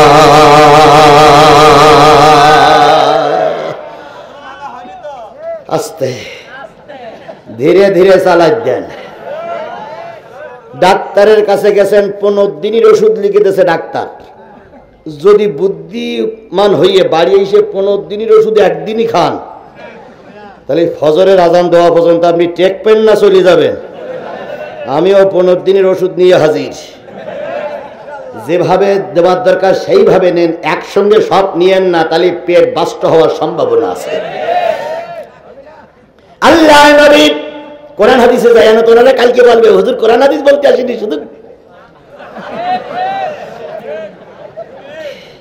কোরআন হাদিসের সঙ্গে মিলাই যতটুক ততটুক অতিরিক্ত কিছু দরকার নেই কি ঠিক আছে না ঠিক আছে না আমার ভাইয়েরা আল্লাহ নবী চাইলেন আমি একটু কাবার ভিতরে ঢুকবো নেতারা সপ্তাহে কয়দিন ঢোকে আল্লাহ নবী বলেছেন যদি কোনো ইমানদার ব্যক্তি কাবার ভিতরে ঢোকে কাবার ভিতরে ঢুকে যদি 2 রাকাত নামাজ পড়তে পারে ওই ব্যক্তি নামাজ পড়ে যদি আসমানের দিকে তাকায় যদি ইলমে মারফত থাকে ওই ব্যক্তি কাবার ভিতরে বসে আরশে মহল্লা দেখতে পায় কারণ মক্কা ঘর পৃথিবীর মিডল পয়েন্টে মক্কা ঘরের চত্বরে আল্লাহ বসে বিচার শুরু করবেন কথা বলেন ঠিক না ঠিক এই কাবার পাওয়ার গোটা বিশ্ব মানুষের কাছে বেশি নবী চাইলেন নেতারা সব কাবার ভিতরে ঢোকে আমি একটু ঢুকবো মনের ব্যথাগুলো কাবার মালিককে বলবো রাসূল সাল্লাল্লাহু আলাইহি সাল্লাম নিয়ত করলেন আমি একটু কাবার ভিতরে ঢুকবো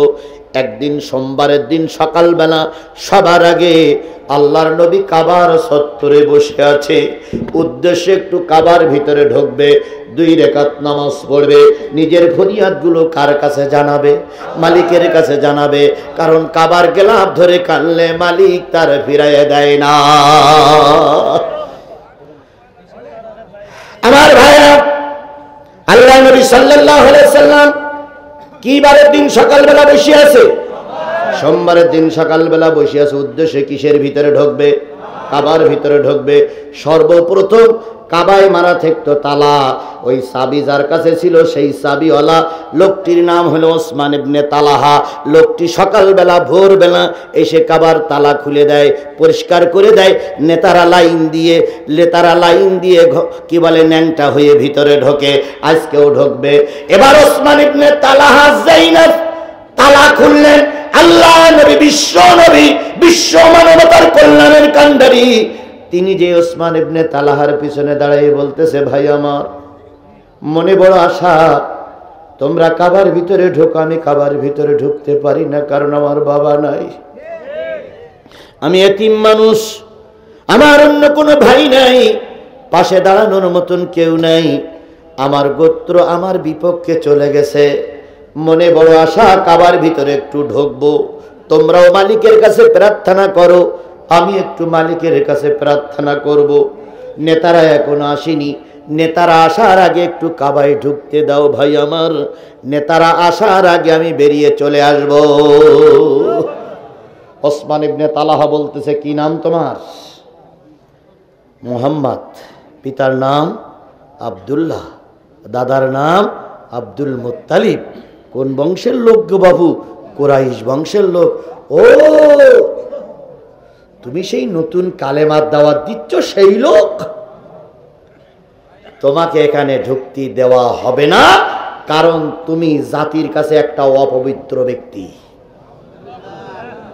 এবার হিসাব করুন আল্লাহর নবীকে ওরা জাতির কাছে কি বানিয়েছিল অপবিত্র বানিয়েছিল সেই জাতি বিগত 15টা বছর আমাদের মাথার পরে চেপেছিল ওদের কাছে আলেম ওলামা মসজিদ কোরআন হাদিস ছিল ওদের কাছে অপবিত্র আর মমতাজের মতন গায়িকারা ছিল ওদের কাছে পবিত্র যে মমতাজ জীবনে কোনোদিন স্কুল যায় নাই যে মমতাজ রাস্তার পাশে দেহ ব্যবসা করে নিজের জীবিকা নির্বাহ করত সেই মমতাজ এমপি হয়ে জাতীয় সংসদে দাঁড়িয়ে গান গায়, ওরাই হয় পবিত্র আর আলেম ওলামা হয় অপবিত্র।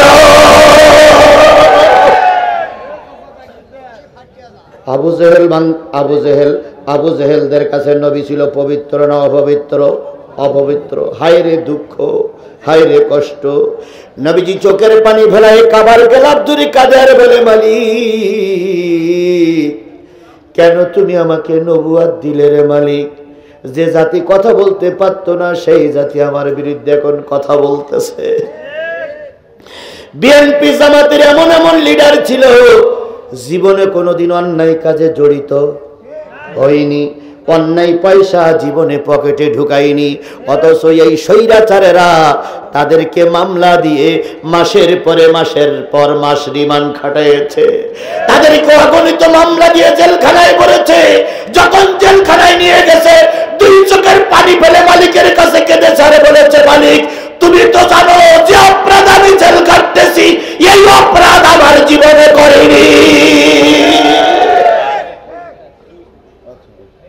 আমি ওয়াজ করতেছি, আমার নামে 20টা মামলা নিয়ে আজকে এখানে ওয়াজের ময়দানে এসেছি। আমার সাতক্ষীরা জেলার থেকে একটু আগে ফোন দিল যে কিছু টাকা দিতে হবে, মামলা সব ঢিসমিস হয়ে যাচ্ছে, একটাও মামলা থাকবে না। মামলা ঢিসমিস হোক আর না হোক, আমাকে তো 20টা মামলা তোমরাই দিয়েছো। কথা বলেন ঠিক না বেঠিক? গাবতলীর মাটিতে ওয়াজ করতে এসেছিলাম, একজন বন্দুকধারী নেতা মঞ্চে দাঁড়িয়ে বলেছিল আজিজুল ইসলাম জিহাদিকে গাবতলীতে ঢুকতে দেওয়া হবে না আমি যতদিন বেঁচে আছি। নেতা দেখে যাও, তুমি এখনো বেঁচে আছো, আজিজুল ইসলাম জিহাদি গাবতলীর মাটিতে ওয়াজ করছে।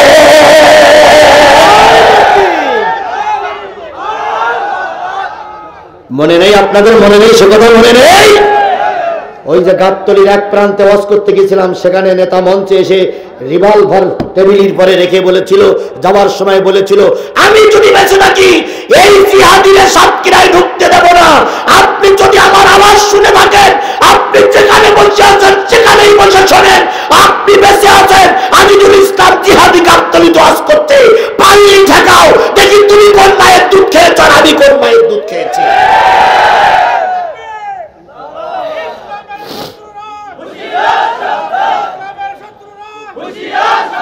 এক শনিবারে মাঠ যায় না, শনিবার আবার আসে।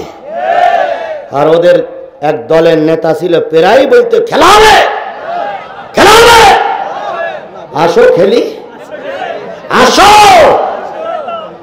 মাসুদ তুমি ভালো হয়ে যাও, এ কথাকে বলবে আর পালিয়ে গেছে কৌয়া কাদের, কেউ জানে না খবর তার, ভালো হয়ে যা। কি ঠিক আছে? ঠিক আছে, ঠিক আছে, ভালো হয়ে যাও মাসুদ তুমি, এ কথাকে বলবে আর পালিয়ে গেছে। হাততালি নয়, কোরআনের মাহফিল হাততালি নয়। কেউ জানে না খবর তার, ভালো হয়ে যাও।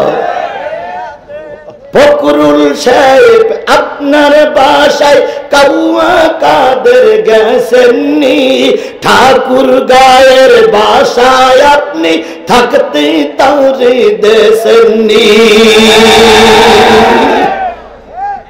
প্রায় উপহাস করে বলতেন, ফখরুল সাহেব আপনার বাসায় একটু জায়গা দিবেন। আমার জীবনে আমি রাজনৈতিক দলের খুব বেশি বড় নেতা না, তবে আমি যতটুকু দেখেছি বাংলাদেশের যতগুলো ভদ্র রাজনৈতিক নেতা, তার ভিতরে আমার দৃষ্টিকোণ থেকে ফখরুল সাহেব একজন ভদ্র নেতা। কখনো তার মুখ থেকে ফাউল কথা আমি বলতে শুনিনি, কারণ সে শিক্ষিত মানুষ। ফখরুল সাহেব আপনার বাসায় কাউয়া কাদের গেছেননি, ঠাকুর গায়ের বাসায় আপনি থাকতে তারে দেশেননি। তার সাথে যে হিসাব বাকি, হায় হায় তার সাথে যে হিসাব বাকি আছে কোটি জনতার, পালিয়ে গেছে কৌয়া কাদের কেউ জানে না।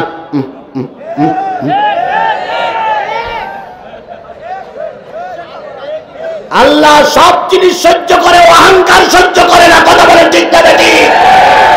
এই শেখ হাসিনা বলেছিল ডক্টর মোহাম্মদ ইউনূসকে আর খালেদা জিয়াকে পদ্মার কি পদ্মা সেতুর থেকে টুস করে ফেলে দেবে। বলিনি। গত 21 তারিখে দেখেন আল্লাহ কিভাবে ইজ্জত দেয়। গত 21 তারিখ ছিল সেনা কি দিবস?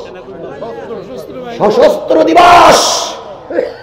সশস্ত্র দিবসের অনুষ্ঠানে বেগম জিয়ার পাশে ওই ডক্টর ইউনূস, যাদের দুইজনকে কি করে ফেলে চাইল টুস করিয়ে, তারাই দুইজন পাশাপাশি বসে যখন গল্প করছে, জাতি 15 বছরে যে আনন্দ পায়নি তার চেয়ে বেশি আনন্দিত হয়েছে। উল্টো বুঝেন না, এখানে গণতান্ত্রিক দেশে সকলের সকল দল করার অধিকার আছে। আমি বিএনপি করি না, কিন্তু বিএনপির লিডাররা পাশে বসে আছে। আমার হক কথা বলতে অসুবিধা কোথায়? সত্য কথাটুকু বলতে অসুবিধা কোথায়? আমি হক কথা বাঘের বাচ্চার মতন স্পষ্ট করে বলতে পারি। কথা বলে ঠিক না ঠিক? কে জ্বলে গেল আর কে পুড়ে গেল, কার লাভ হলো, ওটা জিহাদির জানার বিষয় নয়। জিহাদির জানার বিষয় সত্য কথাটা বলতে পারলাম কিনা।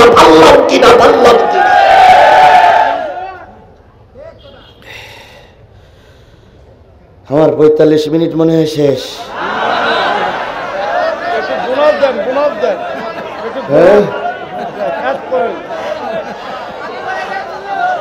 বোনাস দেব? আল্লাহ, বোনাস দিতাম যদি দুপুরবেলা একটা মাহফিল না থাকতো ভাই। তখনও 2 ঘন্টা আলোচনা করেছি, এখনো 2 ঘন্টা আলোচনা করতে হচ্ছে। এখনো হয়নি, আর একটু সময় বাকি আছে। আমারে ফেলাই রেখে চলে যাবেন? যদি বিএনপির নেতারা চলে যায় তাহলে আমি ওয়াজ করব না। হ্যাঁ, কারণ ওনারা শেষেই আগে যাবে, তা হবে না।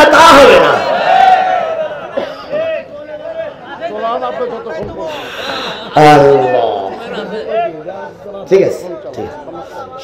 শোনেন, সব জিনিস সবার পরে চাপাই দেওয়া যায় না। যারা রাজনৈতিক নেতা তাদের মাথায় অনেক কিছু চিন্তা করে চলতে হয়। হয়তো এখানে এসেছে আরো 5 জায়গায় প্রোগ্রাম করেই আসছে। এটা সব রাজনৈতিক নেতাদের দায়িত্ব থাকে। একটা মাহফিলে যদি 2 ঘন্টা বসে থাকে আরো অনেক কাজের ক্ষতি হতে পারে। এই জন্য জোর করবো না, তবে থাকলে খুশি হব। কথা বলেন ঠিক না বেঠিক? কারণ ওয়াজ সবাই শোনা দরকার। আমার ভাইয়েরা, আল্লাহ নবীর কথা বলতেছিলাম। নবীকে চৌকিদার মার্কা নেতা ঢুকতে দেয়নি। নবীজি বললেন, ওসমান ইবনে তালহা চাবিওয়ালা, তুমি তো সরকারি দলের কোনো কর্মকর্তা কর্মচারী না। উনি বললেন, আমার দায়িত্ব কাবার চাবি তোমাকে দেওয়া যাবে না, তোমার মতন অপবিত্র লোককে কাবায় ঢুকতে দেওয়া যাবে না। আল্লাহর নবী চুপ করে থাকলেন, ভেঙে পড়লেন না। বিপদে যারা ধৈর্য হারা হয় তারা কখনো বিজয় অর্জন করতে পারে না। কথা বলেন ঠিক না ঠিক? খালেদা জিয়ার ছেলে মারা গেল, খালেদা জিয়া ধৈর্য হারা হয়ে যায়নি। একটা ছেলেরে দীর্ঘদিন লন্ডনে বন্দী করে লন্ডনে থাকতে হয়েছে, ময়দান ছেড়ে চলে যায়নি। কথা বলেন ঠিক না বেঠিক? বাংলাদেশ জামাত ইসলামীর শীর্ষস্থানীয় নেতাদের ফাঁসিতে ঝুলানো হলো। আল্লাহ না সাইদিরে 13 বছর জেলখানায় রেখে ধুকে শেষ পর্যন্ত ইনজেকশন দিয়ে মারা হলো। তারপরও জামাত শিবিরের ছেলেরা ময়দান ছেড়ে চলে যায়নি।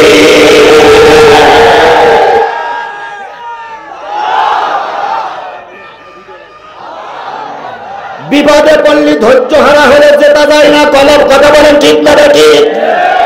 খালেদা জিয়া ধৈর্য হারা হয়নি, তাই তো আল্লাহ তাকে সম্মান বাড়িয়ে দিয়েছে। কোন অধিকারে ক্যান্টনমেন্টের বাড়িটা আপনি সিলাই নিলেন? জাতি জানতে চায় আপনাকে কে অধিকার দিল? আপনি তো রাতের ভোটের প্রধানমন্ত্রী, জনগণ তো আপনাকে ভোট দেয়নি। বলুন তো, বিগত 3টে পিরিয়ডের ভোটকে আমরা দিতে পেরেছি? এখানে হাত তুলে বলুন তো, কারা কারা ভোট দিতে পেরেছি? আমরা ভোট দিতে পারিনি, ভোট কেন্দ্রেও যেতে পারিনি। তারপরে যদি সরের দিনের ভোট রাতে করা হয়, সেই নেতা কখনো বৈধ নেতা হতে পারে না। তাহলে আপনি ছিলেন অবৈধ, আপনার জাতীয় সংসদ ছিল অবৈধ, বগুড়ার যে কটা বৈধ এমপি ছিল সব কটা অবৈধ অবৈধ অবৈধ। এখন মেম্বারই ভোটে দাঁড়ালে বাস করতে পারবে না, অথচ তারা ক্ষমতার দাপট দেখাইয়ে খালেদা জিয়াকে তারা কি বলে ক্যান্টনমেন্টের বাড়িতে বের করে দিল। এরপরে দেখলাম তার ঘরের বিদ্যুতের লাইন কেটে দিল। কথা বলেন। বালির বস্তা দিয়ে তাকে ব্যারিকেড দিয়ে রাখলো। আল্লামা সাঈদীর 13 বছর জেলখানায় রাখলো। শেষ পর্যন্ত ইনজেকশন দিয়েই তাকে মেরে দেওয়া হলো। এগুলো জাতি ভুলে যায়নি, আমরা এখনো ভুলে যাইনি। কথা বলেন ঠিক না বেঠিক? আল্লাহ নবীকে অপমান করা হলো, কিন্তু আল্লাহ নবী ভেঙে পড়লেন না। কিছুক্ষণ পরে আপন চাচা আসলো আবুল আহাব। নবীজি আবুল আহাবের হাতখানা ধরে বলতেছে, চাচা তুমি হলে আমার আপন চাচা, কাবার ভিতরে ঢুকতেছো, হাতখানা ধরে যদি কাবার ভিতরে নিয়ে যাও কেউ বাধা দেবেন, একটু অনুমতি দিয়ে দাও। আবুল আহাব বলল, না না না, তোমার জন্য জাতি আমাকে খারাপ নজরে দেখে, এই কাবার ভিতরে তোমার মতন অপবিত্র লোক ঢুকতে পারবে না। কত বড় কষ্টের কথা দেখেন, যে ব্যক্তি পবিত্র সেই ব্যক্তি হচ্ছে অপবিত্র, আর যারা অপবিত্র তারাই হচ্ছে পবিত্র।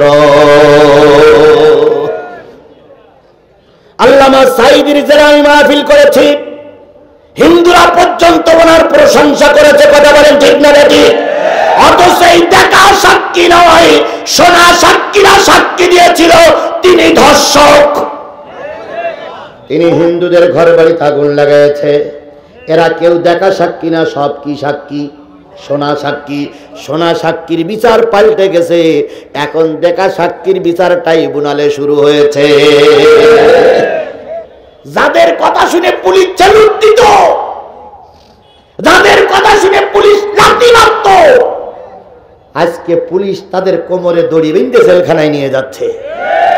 সেই আইন মন্ত্রী, সেই দরবেশ বাবা, সেই পলক সাহেব, সেই সাজান সাহেব, সেই শিক্ষামন্ত্রী দীপুমণি একই লাইন দিয়ে নিয়ে আসতেছে, একই লাইন দিয়ে নিয়ে আসতেছে। অথচ ওদেরকে পুলিশ দেখলে কি করতো?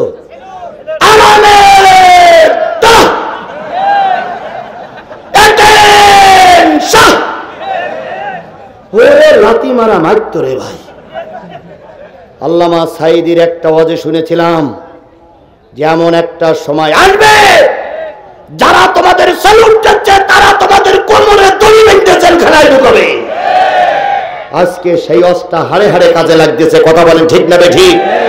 আল্লামা সাঈদ একটা ভবিষ্যৎবাণী বলেছিলেন, বেশি বাড়াবাড়ি করে না, আলেম ওলামাদের পরে বেশি নির্যাতন চালিও না।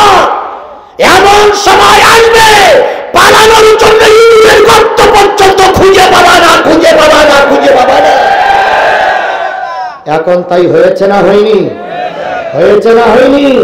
আবার এখন বলছে টস করে ঢেকে পড়বো, টুস করে আসবো।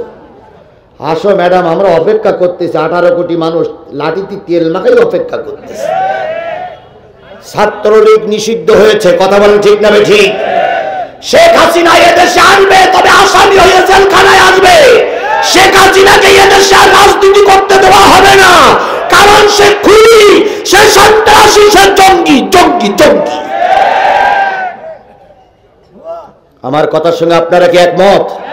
আরো জোরে বলেন একমত। 15টা বছর দেশটার ডাকাত করে শূন্যের কোঠায় রেখে গেছে। এমন কোন নেতা নেই কোটি কোটি টাকা বিদেশে পাচার করেনি।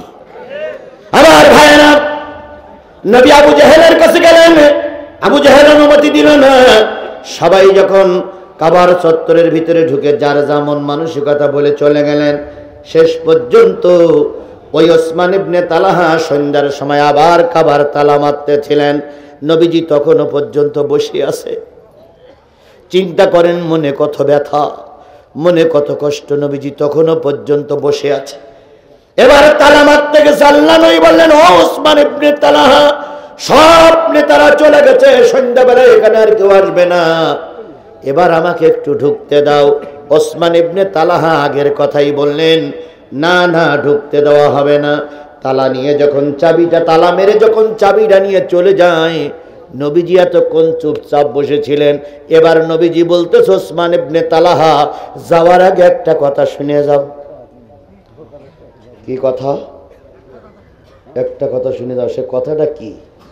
নবীজি বলেন, ওসমান ইবনে তালহা, সকাল বেলাতে তোমার পিছনে তেল মাখাচ্ছি, চাবি তুমি দিলে না, সরকারের দোহাই দিচ্ছ, যাওয়ার আগে শুনে যাও, ওই চাবি একদিন আমি নবী আমার হাতে আসবে। জোরে বলেন সুবহানাল্লাহ। ওই চাবি একদিন আমার ভিতরে, আমার হাতে আসবে। আমি একদিন কাবা খুলবো, খুলে ওখানে আমি একদিন নামাজ পড়বো, পৃথিবীর কোনো শক্তি নেই বাধা দেয়। চাবিওয়ালা ছাগলের 3 নম্বর বাচ্চা পিছন দিক ফিরে বলতে, কথাটা কি হইল? ছোটমুখী বড় কথা। এই কাবার চাবি তোমার হাতে আসবে মানে তুমি একদিন কাবার মালিক হবে। নবীজি বলতে, ওটাই। সুবহানাল্লাহ, সুবহানাল্লাহ, সুবহানাল্লাহ। যারা প্রকৃত আল্লাহর ওলি হয়, তারা আগাম কথা, কিছু কিছু আধ্যাত্মিক জগতের কথা বলতে পারে। আল্লামা সাইদি বলেছেন, উত্তর গগনে কালো মেঘ জমেছে, ঝড়ের পূর্বাভাস লক্ষ্য করছি। কথা বলেন, কথা বলেন। যদি শক্ত হাতে মোকাবেলা করতে না পারো, এমন অমাবস্যার কালো অন্ধকার নেমে আসবে যার সবে সাথে অসম্ভব। বলেননি উনি কথা? বলুন তো, বিগত 15 বছর অমাবস্যার রাত আমাদের মাথার উপর দিয়ে যায়নি? জোরে বলেন, যায়নি? আরো জোরে বলেন, যায়নি? তারপরে আল্লাহ পাক এবার আমাদের স্বাধীনতা দিয়েছেন। সুবহানাল্লাহ। বিএনপির সব রাজনৈতিক নেতারা এখানে উপস্থিত। বিএনপি কি বুকে হাত দিয়ে বলতে পারবে এই স্বাধীনতার মূলে তাদের ভূমিকাটা সবচেয়ে বেশি ছিল? না। জামাত ইসলাম বলতে পারবে যে আমাদের ভূমিকাটা বেশি ছিল? না। কারণ জামাত বিএনপি অনেকবার রাস্তায় নেমেছে, অনেকবার লাশ পড়েছে, মামলা খেয়ে ঘরে ফিরে আসতে হয়েছে। আমরা চিন্তা করেছিলাম যে এই পেতনির বাচ্চা না মরা পর্যন্ত দেশে আর কিছু করা যাবে না। আমরা যখন সবাই এসে হোপলেস খেয়ে যখন দরজা বন্ধ করে কাঁদতেছিলাম, সেই সময় মালিক গায়েব থেকে একদল আবাপিল পাখির ন্যায় ছোট ছোট কলেজ পড়ুয়া বাচ্চাদেরকে রাস্তায় নামাইয়ে দিল। কথা বলেন, কথা বলেন। নাই কি বাড়াই বললাম? এরা রাস্তায় নামলো। আবু সাইদির মতো যুবক শহীদ হলো। বগুড়ায়ও কে কে যেন শহীদ হয়েছে। এই শহীদদের রক্ত গোটা বাংলাদেশে বিস্ফোরিত হলো। শেষ পর্যন্ত এই শেখ হাসিনা বিমানে চড়ে পালিয়ে যেতে বাধ্য হয়েছে, বাধ্য হয়েছে, বাধ্য হয়েছে।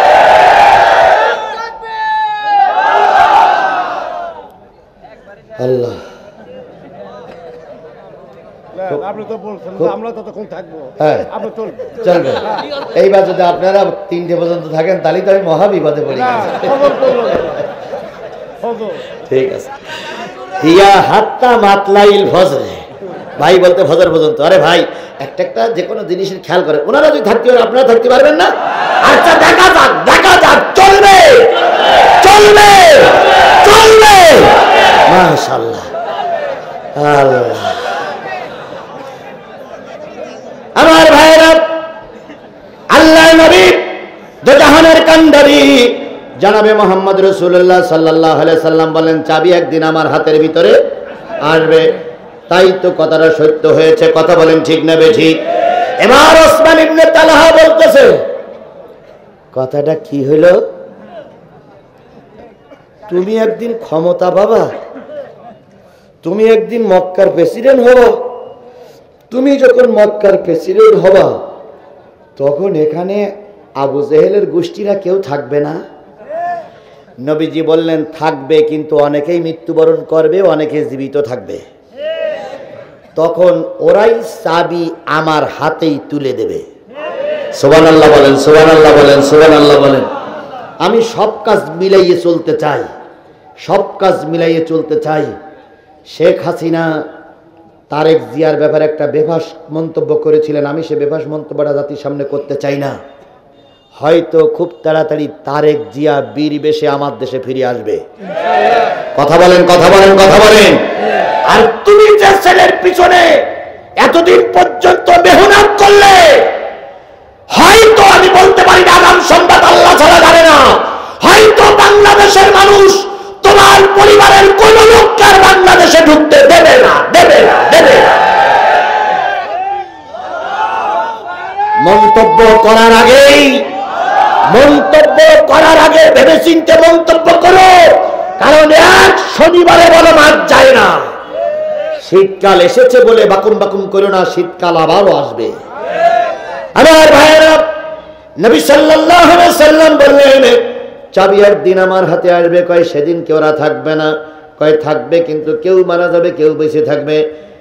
কাবার চাবিওয়ালা বললেন, সেদিন যদি আমি বেঁচে থাকি, নবীজি বললেন, সেদিন চাবি তুমি আমাকেই দেবে। ওসমান ইবনে তালহা বললেন, দেখা যাবে বলে উনি চলে গেলেন, নবীও চলে আসলেন। কিছুদিন পরে নবী হিজরত করে কোথায় গেলেন? ওই যে মদিনার কথা বলছিলাম, মদিনায় গেলেন। মদিনায় যে আল্লাহর নবী 8 বছর মেহনত করলেন। কয় বছর?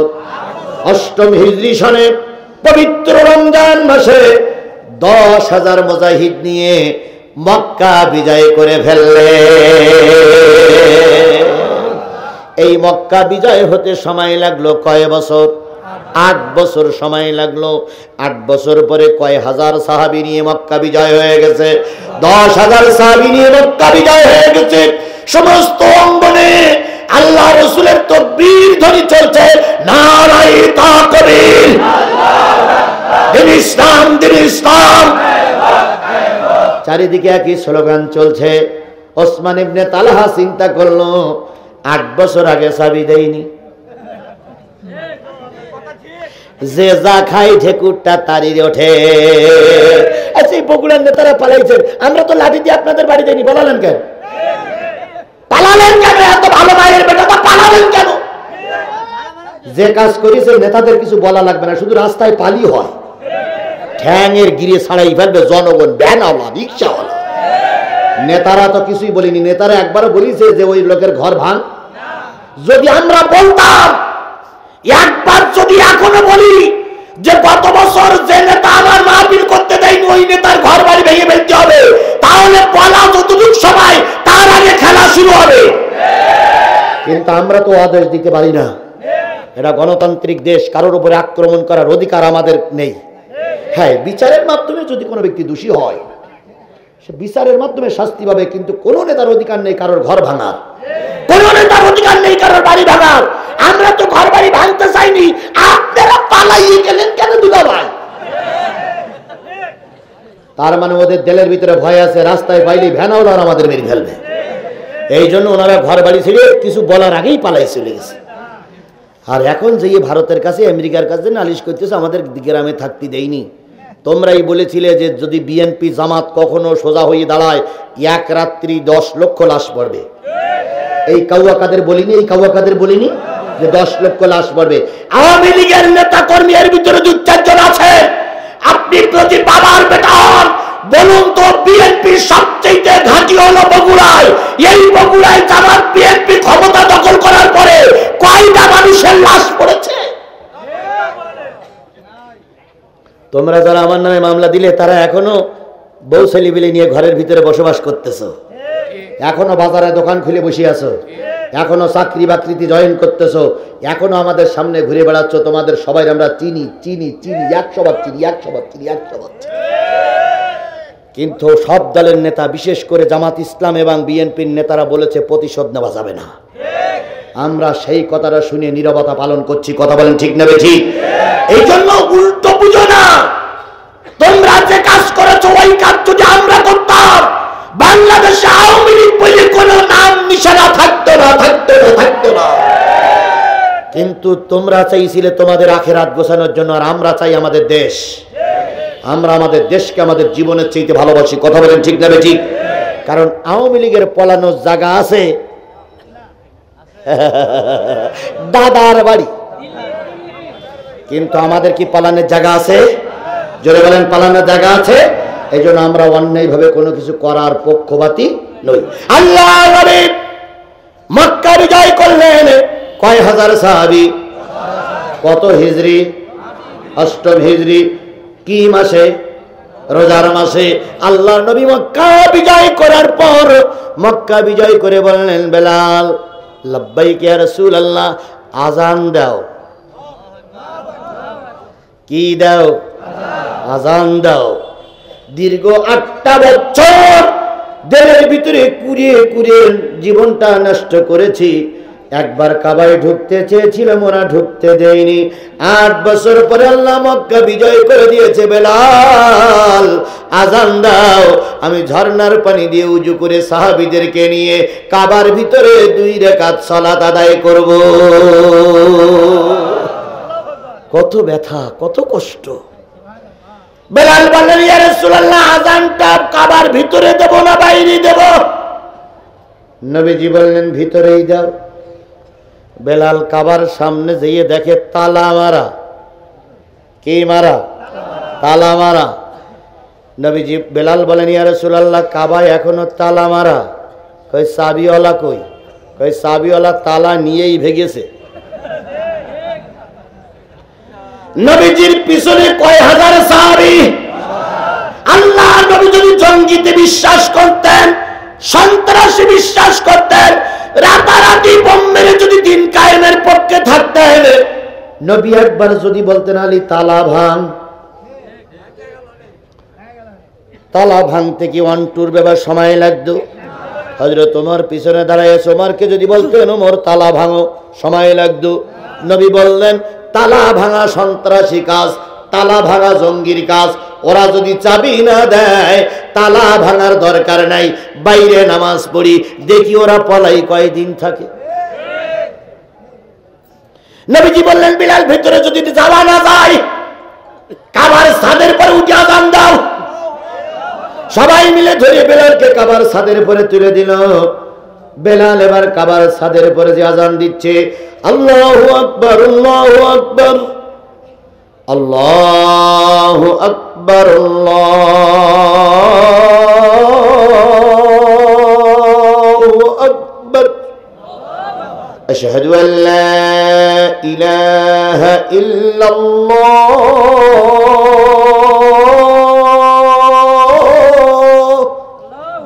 আশহাদু আন্না মুহাম্মাদার রাসূল। রসুল বলি থেমে গেছে, লুল্লা আর বলতেছ না। নবীজি বললেন, বেলাল থেমে গেলে কেন? কই, ইয়া রাসূলুল্লাহ, কাবার ছাদের পরে একজন ভূত হয়ে শুয়ে আছে। নবীজি বলল, কে? তখন তা জানি না, ভূত হয়ে মুখ নিচু করে শুয়ে আছে। নবীজি বললেন, বেলাল, ওই লোকটা সোজা করো, দি আজান পরে দাও, ওই লোকটা সোজা করো। তো পা ধরে ঘুর দেয় তো চারিপাশে ঘুরে, ও সোজাও হয় না। তখন বেলাল পা ধরে বলতে, ও ভাই, ও ভাই, ও ভাই। ও চোখও খোলে না, কথাও বলে না। তো নবীজি বলতে, বেলাল ভাই ভাই করতেছে। ইয়া রাসূলুল্লাহ, ঘুম মোটে ভাঙতেছে না, এর জনমের ঘুম ঘুমাইছে। আসলে কেউ ঘুমাচ্ছে না, জেগে ঘুমাচ্ছে। যে ব্যক্তি জেগে ঘুমায় তারে কিন্তু চেতন করা যায় না। বিগত 15.5 বছর এই সরকারেরা জেগে জেগে ঘুমাইছে। এই জন্য আমাদের কোনো কথা ওদের কানে লাগেনি। আমরা তো চাইছিলাম গণতান্ত্রিক অধিকার ফিরে পাওয়ার জন্য। শেখ হাসিনা দেশ থেকে পালাই যাক, এটা আমরা কেউ চাই না। আমরা চাইছিলাম যে শেখ হাসিনা দেশ থেকে পালাই যাক। আমরা চাইছিলাম সুষ্ঠু একটা নির্বাচন হোক, বিএনপির নেতা ভোটে দাঁড়াক, জাতীয় পার্টির নেতা ভোটে দাঁড়াক, আওয়ামী লীগের নেতা ভোটে দাঁড়াক, তারপরে জামাত ইসলামের নেতা ভোটে দাঁড়াক। জনগণ যারে ভোট দেবে সেই দেশে সরকার গঠন করবে। কিন্তু ওনারা চাইছিল না, ওনারা একলাই করবে। আল্লাহ বলল, তোমরা চাইলে গণতন্ত্র, আর ওরাই চাইল চোরতন্ত্র, ডাকাততন্ত্র। সুতরাং তোমরা যা চাইছে তার চেয়ে আমি আর একটু বেশি করে চালাম। সেটা হলো, তোমরা চাইছিলে গণতন্ত্র, আর আমি আল্লাহ বললাম ওরে একবার দেশের থেকে একবার ফিরেই নিয়ে যাব, ও আর দেশে আসবে না। তোমাদের জানাজা বন্ধ করেছে, আর আমি ওর কবর দেওয়া জায়গাটুকু বাংলাদেশে বন্ধ করে দিলাম। তাহলে আমরা যা চাইছিলাম তার চেয়ে আল্লাহর রহমত বেশি হয়েছে না ভাই? তাহলে এখন আর মন খারাপ করে লাভ কি? আধারে ভয় পেও না, আধারে ভয় পেও না, আলো আছে আড়ালে, জালিমেরা পালিয়ে যাবে তুমি উঠে দাঁড়ালে। আধারে ভয় পেও না, আধারে ভয় পেও না, আলো আছে আড়ালে, আওয়ামী লীগ পালিয়ে যাবে তুমি রাস্তায় দাঁড়ালে। আমরা দাঁড়িয়েছি, ভোট চোরেরা পালাতে বাধ্য হয়েছে। আগামী তো আমাদের ঐক্যবদ্ধভাবে থাকতে হবে। বিএনপি জামাতের লিডারদের কাছে আমার পায়ে ধরে করজোড় অনুরোধ, নিজেদের ভিতরে দ্বন্দ্ব সৃষ্টি করা যাবে না। কারণ আপনারা আমরা সবাই মিলে দেশ স্বাধীনের জন্য রক্ত দিয়েছি, জীবন দিয়েছি, জেল খেটেছি। নিজেদের ভিতরে যদি দ্বন্দ্ব সৃষ্টি হয়ে যায়, ভারত কিন্তু আবারও চাইবে আওয়ামী লীগ এই দেশে মাথা উঁচু করুক। সুতরাং আমাদের ভিতরে যত দ্বন্দ্ব হবে তত বামপন্থীরা সুযোগ পাবে। কথা বলেন ঠিক না বেঠিক? এই জন্য নিজেদের ভিতরে যদি কোনো আত্মকন্দল সৃষ্টি হয়, সেইটা আমরা নিজেরা মীমাংসা করে নেব। বহির্বিশ্বকে দেখাবো না যে আমাদের ভিতরে ভাঙন সৃষ্টি হয়েছে। আমার কথার সঙ্গে কি আপনারা সবাই একমত? জোরে বলেন একমত। দেশ আমার রক্ষা করার দায়িত্ব আমার। কথা বলেন ঠিক না বেঠিক? আমি আমার সন্তানকে কুরবানি দিতে পারি, আমি আমার স্ত্রীকে বিধবা করতে পারি, আমি ফাঁসির কাছে চলতে পারি, কিন্তু দেশের শত্রুর সঙ্গে আমি কখনো আদত করতে পারি না, পারি না, পারি না। নবীজি বললেন, বেলাল কি খবর? কই ইয়া রাসূলুল্লাহ, পা ধরে নাড়া দিলি মাথা নড়ে, আর মাথা নুনে নাড়া দিলি পা নড়ে। তো কি ঘুমাইছে? কই ইয়া রাসূলুল্লাহ, মনে হচ্ছে ঘুমোইনি। তো আমি ডাকতিস তা কিছুই বলতেছে না। নবীজি বললেন, তাহলে এক কাজ করো, দিন মাথার কাছে যাও, যেয়ে যতটুক পারো ওর মাথাটা একটু উঁচু করে ধরো দিন, আমি দেখি যে লোকটা কেডা। বেলাল পিছনের দিক থেকে যেয়ে মাথাটা উঁচু করে ধরার পরে নবী বলতেছে, তুমি সেই চাবিওয়ালা না? সেই চাবিওয়ালা। মনের তালা খুলল কে? সে যে এক চাবিওয়ালা। কাবার তালা খুলল কে? সে যে এক চাবিওয়ালা। তুমি তো সেই চাবিওয়ালা। ওসমান ইবনে তালহা বলতেছে, জি। এবার চাবিটা দাও ভাই, এবার চাবিটা দাও। ওসমান ইবনে তালহা বলতেছে, না, নিষেধ আছে, চাবি দেওয়া যাবে না। তখনও বলতেছে নিষেধ আছে। কি সাহস! নবীজি বলতেছে, বুঝেছি, নরম কথায় তোমার দিল গলবে না। আলী লাব্বাইক ইয়া রাসূলুল্লাহ, ওমর লাব্বাইক ইয়া রাসূলুল্লাহ। একটু যে ছাদের পরে যাওয়া লাগে, এ সোজা কথায় তো চাবি দেবে না, এ তো সে জাতের জাত না। ওমর বলতে চাই, আমার দিক তাকা, আমার দিক তাকা, আমারে চেনস? এই আমারে চেনস? আমি যে পথ দিয়ে হাঁটি সে পথ দিয়ে শয়তানও হাঁটে না। আমি সেই ওমর, আমারে চেনস? 1 2 3 বলবো, ওয়াহেদ ইসনানে সালাসা, 3 বার বলবো। যদি চাবি না দিস, বেলাল এই আলী ওই পাশে উঠবে আর আমি এই পাশে উঠবো, দেখি তোর কোন বাবা চাবি ঠেকায়। ওয়াহেদ ইসনানে সালাসা, এই নেন চাবি। কথায় বলে, শক্তর ভক্ত নরমের জম। চাবিটা দিলেন। আমি কোন সূরার আলোচনা করছি? কত নম্বর আয়াত? এতক্ষণ প্রেক্ষাপট বলতে আয়াতে এবারই ঢুকবো। এতক্ষণ প্রেক্ষাপট বললাম, এই আয়াতটা কোন প্রেক্ষাপটে আল্লাহ নাজিল করলেন তাই বলতেছি। ফালতু গল্প করে সময় নষ্ট করার জন্য আসিনি, কারণ তাফসীর মাহফিলে তাফসীরই করা লাগবে। আমি সেই তাফসীরের দিকে যাচ্ছি। এবার আসুন, বেলাল চাবি নিল, কাবা খুলল। কাবা খোলার পর আল্লাহর নবী কাবার ভিতরে ঢুকলেন। ওই কাবার ভিতরে কয়টা মূর্তি প্রচলিত আছে? 360টা মূর্তি। বড় বড় দেবতার মূর্তি, ইব্রাহিমের মূর্তি, হযরতে ইসমাঈল আলাইহিস সালামের মূর্তি, মেরির মূর্তি, মরিয়মের মূর্তি, খাদিজার মূর্তি সহ 360টা বড় বড় দেবতাদের মূর্তি ছিল, নবীদের মূর্তি ছিল। আল্লাহ নবী ছোট একটা লাঠি নিলেন, লাঠি নিয়ে কাবার ভিতরে যে কাবার ওই মূর্তির মাথায় ধাক্কা দিচ্ছে, জাল হাক্কু ওয়া যাহাকাল বাতিল ইন্নাল বাতিলা কানা যাহুকা, সত্য এসে গেছে, মিথ্যা দূর হয়ে গেছে, এই মূর্তি আর কখনো কাবায় ঢুকবে না। কাবাগুলো মূর্তিগুলো অপসারণ করলেন, জমজমের পানি দিয়ে কাবা ধৌত করলেন। নবী এবার বললেন, বেলাল আযান দাও। 8টা বছর নামাজ পড়তে পারিনি কাবায়। বেলাল আযান দিলেন। নবী তার সাহাবীদেরকে সঙ্গে করে নিয়ে মসজিদের ভিতরে ঢুকলেন, নামাজ হয়ে গেল।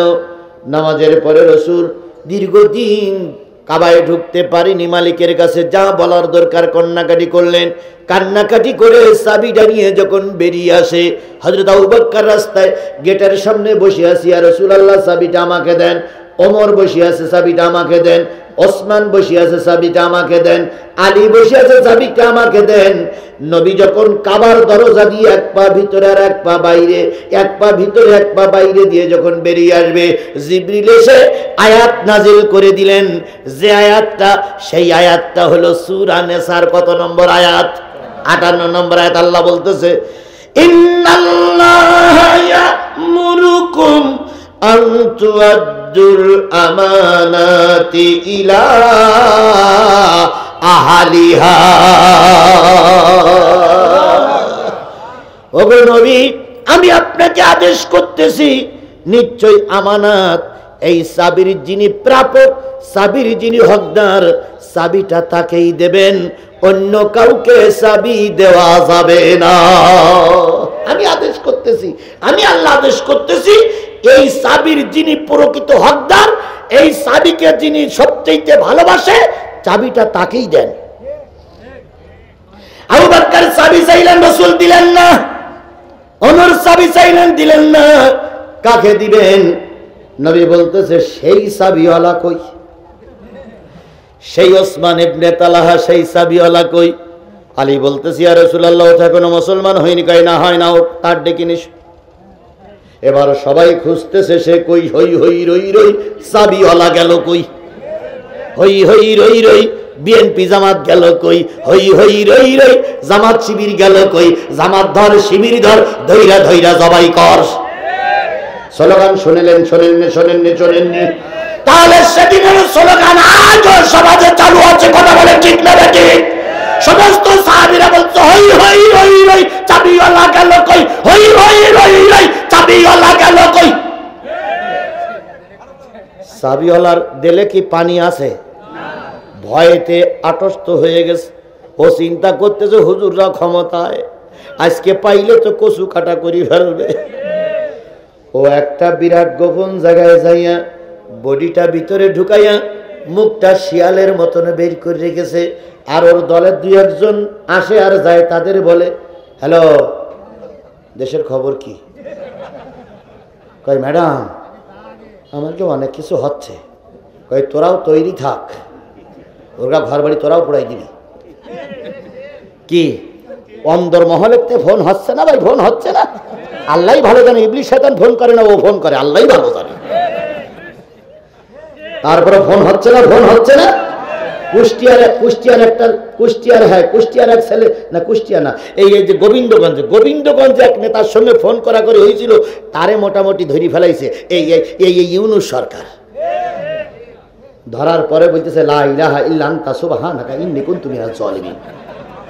তো র্যাবের প্রধান বলতে, স্যার, এ তো দোয়া ইউনূস পড়তেছে। তাই ইউনূস বলতে ওর বল কোনো কাজ হবে না, কারণ ইউনূস তো ক্ষমতায় বসে আছে, এখন আর দোয়া ইউনূস বলে কোনো লাভ হবে না। কি ইউনূস এখন ক্ষমতায় বসে আছে না? ইউনূস এখন ক্ষমতায় বসে আছে না?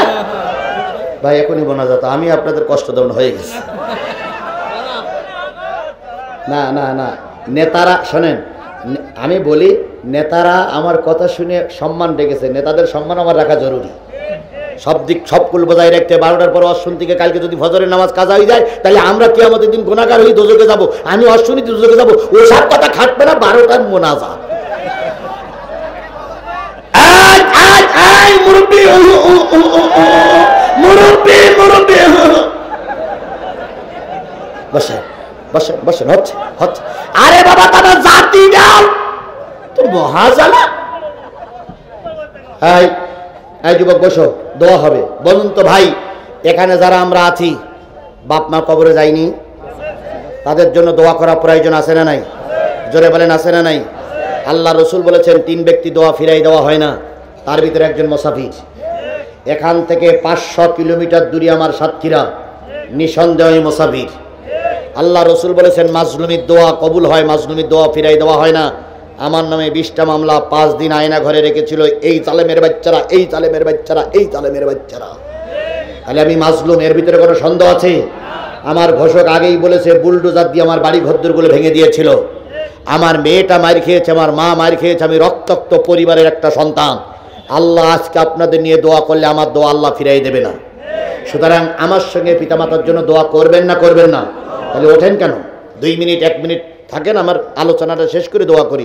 আমার ভাইয়েরা, অত পড়ে আছে কত্তের ভিতরে মুখটা শিয়ালের মতন বের করে দিয়ে মাঝে মাঝে দলের লোক যায়, কয় ভাই খবর কি? হ্যালো খবর কি? কয় ম্যাডাম ইউনূস সরকার যা করতেছে খুব খারাপ। আর ভারতে একটা কি বাংলা যেন, না না জি বাংলা না, আর বাংলা মনে হয়, যত বাংলাদেশের বিরুদ্ধে খবর প্রচার করে আর শুধু দৌড়ি দৌড়ি করে বেড়ায়। এ যে কত বড় বদমাইশ আল্লাহ ভালো জানে। আর ওই বদমাইশের সঙ্গে আমাদের দেশের কিছু লোক সঙ্গ দিয়ে চলছে। কথা বলেন ঠিক না বেঠিক? আজকে যখন নেতারা এখানে ওয়াজ মাহফিল শুনতেছে, আমরা যখন ওয়াজ মাহফিল করতেছি, আজিজুল হক কলেজে নাচানাচি চলছে। আজিজুল হক কলেজ চেনেন আপনারা? সরকার বাহাদুরকে বলবো, আজিজুল হক কলেজে তাফসীর মাহফিল করতে দেওয়া হয় না। আজিজুল হক কলেজে গাজার আসর বসে কি করে? আজিজুল হক কলেজের সামনে গাজার আসর বসে কি করে? এই জেলার প্রশাসনের কাছে আমরা জানতে চাই, আজিজুল হক কলেজ করে রামপন্থী বামপন্থীর কাছে বিক্রি করে দেওয়া হয়নি। এখন নাচানাচি চলছে, অতি তাড়াতাড়ি নাচানাচি বন্ধ করুন। তবে আমাদের বিচার করার আগেই মালিকের বিচার হয়ে গেছে। আমি ওয়াজ করতে যখন উঠতেছিলাম তখন শুনলাম ওখানে গান গাতি গাতি নিজেরা কন্ডল করে একটার ভুড়ির ভিতরে ছুরি ঢুকাইতেছে। দেওয়ার পরে এ মাথার তো মাথা ফাঁক, ভুড়ি পর্যন্ত রাস্তায় বেরিয়ে গেছে গরুর ভুড়ির মতন। আমি যখন মারা গেছে, দেখেছো মালিকের খেলা। আমি যখন আসতেছিলাম তখন ওই নাচানাচি দেখে দোয়া করতেছিলাম, আল্লাহ এটা আওয়ামী লীগের দেশ নয়, এটা হাসানি নূরের দেশ নয়, এটা কুরআন ওয়ালাদের দেশে নাচ গান সহ্য করা যায় না। আমরা পারিনি, ফয়সালাটা তুমি করো। এখনই শুনলাম ভুড়ি বের করে দিয়ে মেরে ফেলিছে একটা। আল্লাহর বিচার আছে না নাই? ও মুসলমান, আল্লাহর বিচার আছে না নাই? আমরা তো চাইনি কারণ মায়ের কোল খালি হোক, কিন্তু অন্যায় কাজ করতে গেলে আল্লাহর ফয়সালে এরকমই হয়, এরকমই হয়। বগুড়ার আরেকটা সংবাদ আমি শুনেছিলাম, সে সংবাদটা মিথ্যা। একবার শুনেছিলাম মাদ্রাসায় পড়ুয়া ছেলে তার মারে মেরে ফেলেছে, শুনেছিলাম না? কিন্তু পরে শুনলাম সে ঘটনাটা কি মিথ্যা। মিথ্যা মিথ্যা ভাড়াটিয়ায় মেরেছে। আমি তো শুনে আশ্চর্য হলাম যে পৃথিবীর ইতিহাসে এমন কোন সংবাদ পাইনি যে মাদ্রাসায় পড়ুয়া ছেলে তার মাকে মেরে ফ্রিজে রাখতে পারে। কিন্তু পরে শুনলাম সংবাদটা কি ভুয়া। আমি এখনো পর্যন্ত এই সংবাদটা প্রচার করছিলাম না, শুনে আসছি, তারপরে প্রচার করছিলাম না সংবাদটা ভুয়া হতে পারে। এখন জানলাম সে কি হয়ে গেছে, ভুয়া। এবং এই যে আজিজুল হক কলেজে যারা পেটে ভুড়ি চালাইছে, যারা পেটে ছুরি চালাইছে, সেটা কি হয়ে গেছে, মারা গেছে। তাহলে দেখেন জাতি কত নিচে নেমেছে। আল্লাহ পাক জাতিকে এই বিপদ থেকে হেফাজত করুক। আরো জোরে বলেন আমিন। এবার ওই লোকটি যখন গর্তের ভিতর থেকে তাকাতাকি করতেছে, নবী বললেন আমার লাব্বাইক ইয়া রাসূলুল্লাহ। এই 4টি পাহাড়ের পরে 5ম পাহাড়ের একটা গলি আছে, ওই গলির মুখে একটা গুহা আছে। ওই গুহার মুখ বের করিয়ে, গুহার ভিতরে ঢুকে মুখ বের করিয়ে ওই সে চাবিওয়ালা ওখানে বসে আছে, তুমি যেয়ে ডেকে নিস। ওমর যাইয়ে বলতেছে সাবিওয়ালা ভাই, ও সাবিওয়ালা ভাই, নবী তোমারে ডাকে। ফান্দে পড়িয়া বগা কান্দে রে।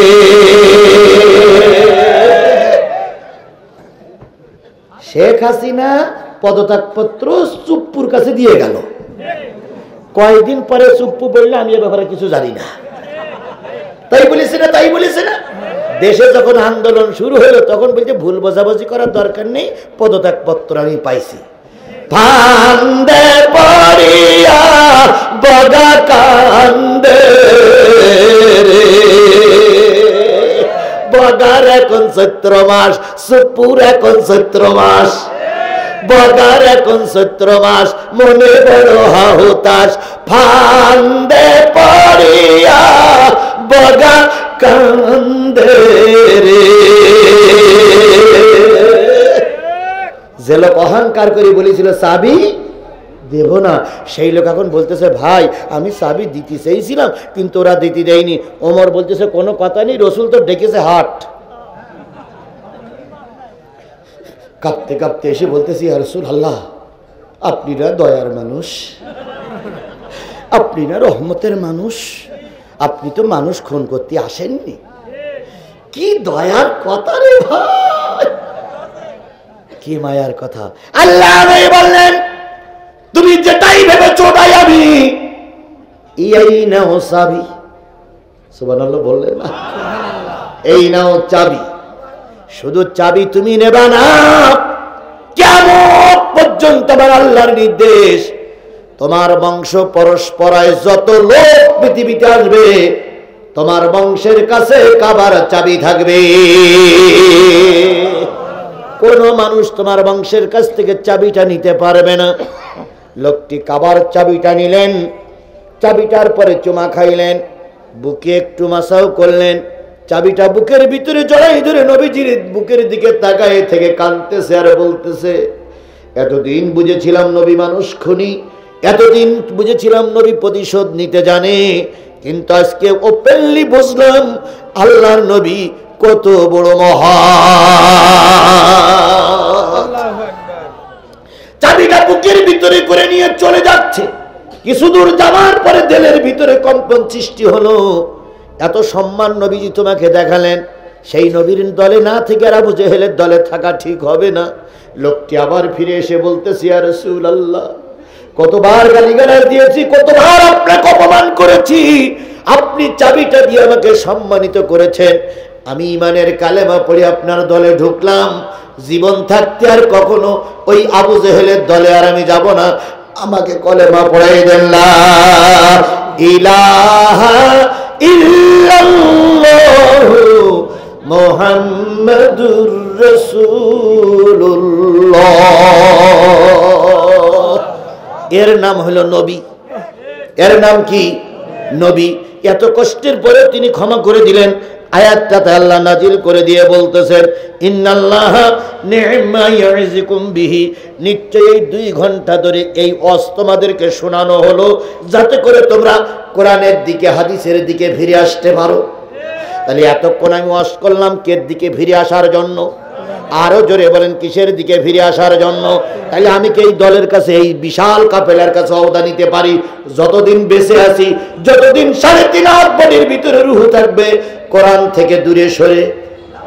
কারা কারা কোরআনের পক্ষে থাকতে রাজি আছেন 2 হাত উঁচু করে আল্লাহরে দেখান। এখানে জি, আল্লাহ আমাদের এই হাতগুলোরে কবুল করুক, সকলে বলুন আমিন। আরো একটু জোরে বলেন আমিন, আরো জোরে বলেন আমিন। এবার আপনারা আমরা সবাই কোরআন ওয়ালা ঈমানদার, কথা বলেন ঠিক না বেঠিক? আল্লাহ রাসূল একটা হাদিস বলেছেন লা ঈমানা ইল্লা মা আমানাতালাহু, ওই ব্যক্তির ঈমান নাই যার আমানতদারি নাই। ভোট দেওয়া কিন্তু একটা পবিত্র আমানত। কয়টা ভোট? যারা 150টা মেরেছেন তারা কতগুলো লোকের আমানত ক্ষতি করেছেন? 149টা লোকের আমানত যারা ক্ষতি করে নিজের নেতাকে পাস করার জন্য 150টা ভোট মেরেছেন, ওরা ঈমানদার না। লা ঈমানা ইল্লা মা আমানাত লাহু, যার আমানাতদারি নেই তার কি নেই? ঈমান নেই। যার পবিত্রতা নেই তার নামাজ নেই। আর যার নামাজ নেই তার ধর্ম নেই। তাহলে নামাজ না থাকলে, যদি ধর্ম না থাকে, তাহলে আমরা নামাজের পক্ষে থাকবো। আগামীকাল থেকে নামাজ পড়বো ইনশাআল্লাহ। জাতির নামাজি বানায় দেখ, আল্লাহ জাতির কোরআনওয়ালা বানায় দেখ। এই জাতির পরে আল্লাহ রহমত নাজিল করুক। ওমা তৌফিকি ইল্লা বিল্লাহ। আখিরু দাওয়ানা আনিল হামদুলিল্লাহি রাব্বিল আলামিন। আর কারো কোনো কথা? আল্লাহুম্মা আমিন। ربنا ظلمنا أنفسنا وإن لم تغفر لنا وترحمنا لنكونن من الخاسرين ربنا إننا آمنا فاغفر لنا ذنوبنا وقنا عذاب النار اللهم رب ارحمهما كما ربياني صغيرا وقل رب ارحمهما كما ربياني صغيرا মহিয়ান গরিয়ান সর্বশক্তিমান আল্লাহ, তুমি তোমার কুদরতি নয়নে এই বিশাল মানুষের দিকে তাকায় দেখো। 10টা থেকে শুরু করে কখন জানি 12টা বেজে 20 মিনিটের কাছাকাছি সময় চলে গেছে। 2 ঘন্টা সময় মতন, প্রায় 2 ঘন্টা ধরে ধরে সূরা নিসার একটি আয়াতের পরে আলোচনা শেষ করে রাজনৈতিক দলের নেতৃবৃন্দ, বিএনপির শীর্ষস্থানীয় নেতৃবৃন্দ, জামাত ইসলামের নেতৃবৃন্দ, হেফাজতের ভাইদেরকে নিয়ে, তাবলিগের ভাইদেরকে নিয়ে আমি গুনাহগার নাসিস নালায়েক দীর্ঘ 500 কিলোমিটার রাস্তা অতিক্রম করে এসে কোরআনের কথা শুনায়ে তোমার আলিশান দরবারে হাত তুলেছি। বাবু, দয়া করে এই কোরআনের মাহফিল আমাদের সকলের নাজাতের জরিয়া বানায়া দাও। গভীর রজনীতে হাত তুলেছি। কত লোকের মা নাই, কত লোকের আব্বা জান দুনিয়ার থেকে বিদায় হয়ে গেছে। রব্বুল ইজ্জাত ওয়াল জালাল যাদের মা বাপ কবরবাসী হয়ে গেছে, আল্লাহ তাদের কবরগুলো তুমি জান্নাতের টুকরা দিয়ে ভরপুর করে দাও। আল্লাহ তাআলা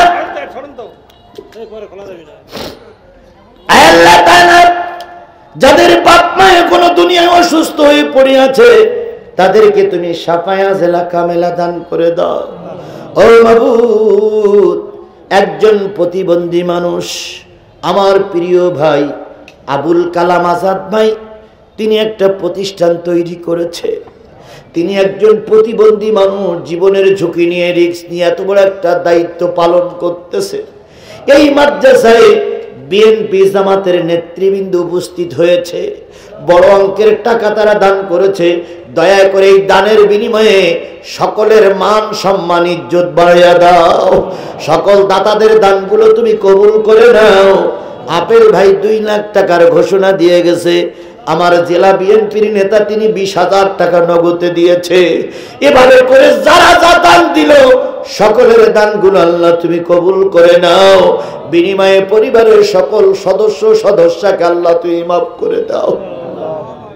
আল্লাহ, যে যাই দল করি না কেন কবরে আমাদের যাওয়া লাগবে, যে যাই করি না কেন ফেরেশতার কাছে হিসাব দেওয়া লাগবে। আমল যদি ভালো না হয়, কোন দলের টিকিটই কবরে মাপ পাওয়া যাবে না। এই বুঝটা আমাদের দিলের ভিতরে তৈরি করে দিয়ে আজকের থেকে মৃত্যুর আগ পর্যন্ত 5 ওয়াক্ত নামাজ, কোরআন হাদিস মেনে চলা, মা বোনদেরকে শরীয়তের হুকুম হাকম মেনে চলা, পর্দা করে চলা, স্বামীর খেদমত করে চলার তৌফিক আমাদের সকলকে দান করে দাও। আল্লাহ, এই মাদ্রাসাকে কিয়ামত পর্যন্ত তুমি কবুল করে নাও। এই মাদ্রাসার যাবতীয় সমস্যা গায়েব থেকে সমাধান করে দাও। বিশেষ করে কয়েকটা ছেলের মাথায় আজকে দস্তারবন্দি করলাম, পাগড়ি পরিধান করেছি। ও মাবুদ, এই ছেলেগুলোর তুমি বাংলাদেশের বিখ্যাত আলেম হিসাবে কবুল করে নাও। আল্লাহ, এই মাদ্রাসা থেকে প্রতি বছর অগণিত ছাত্র যেন পাগড়ি পরে বাহির হতে পারে তৌফিক দিয়ে দাও। মাবুদ, মঞ্চে সব নেতারা বসা, সারাদিন বিভিন্ন জায়গায় ঘোরাঘুরি করে ব্যবসার কাজে সবাই দিয়ে অনেকক্ষণ বসে আছে। বাবুদ, তুমি সব নেতাদের কবুল করে নাও, সব নেতাদের পরিবারে শান্তি দাও। আমাদের দেশটারে তুমি শান্তি সহকারে আমাদের দেশ চলে এমন একটা পরিবেশ তুমি দয়া করে তৈরি করে দাও। আমরা যেন মিলেমিশে দেশটারে আরো সামনে এগিয়ে নিয়ে যেতে পারি। এ তৌফিক সকলকে দান করে দাও। সুস্থভাবে সবাইকে বাড়ি ফিরে যাবার তৌফিক দাও। আর যদি কোনোদিন বগুড়ার মাটিতে আমার দেখা না হয়, বগুড়ার মানুষের সঙ্গে যদি আমার সাক্ষাৎ না হয়, কিয়ামতের দিন আমাদের সবাইকে জান্নাতের সিঁড়িতে পরিচয় করায় দিও বাবু। আমাদের সবাইকে জান্নাতের মেহমান হিসেবে কবুল করে নাও। সকলের অন্তরের অন্তঃস্থলের দোয়াগুলো কবুল করে নাও। সুবহানা রাব্বিকা রাব্বিল ইজ্জাতি আম্মা ইয়াসিফুন ওয়া সালামুন আলাল মুরসালিন ওয়ালহামদুলিল্লাহি রাব্বিল আলামিন।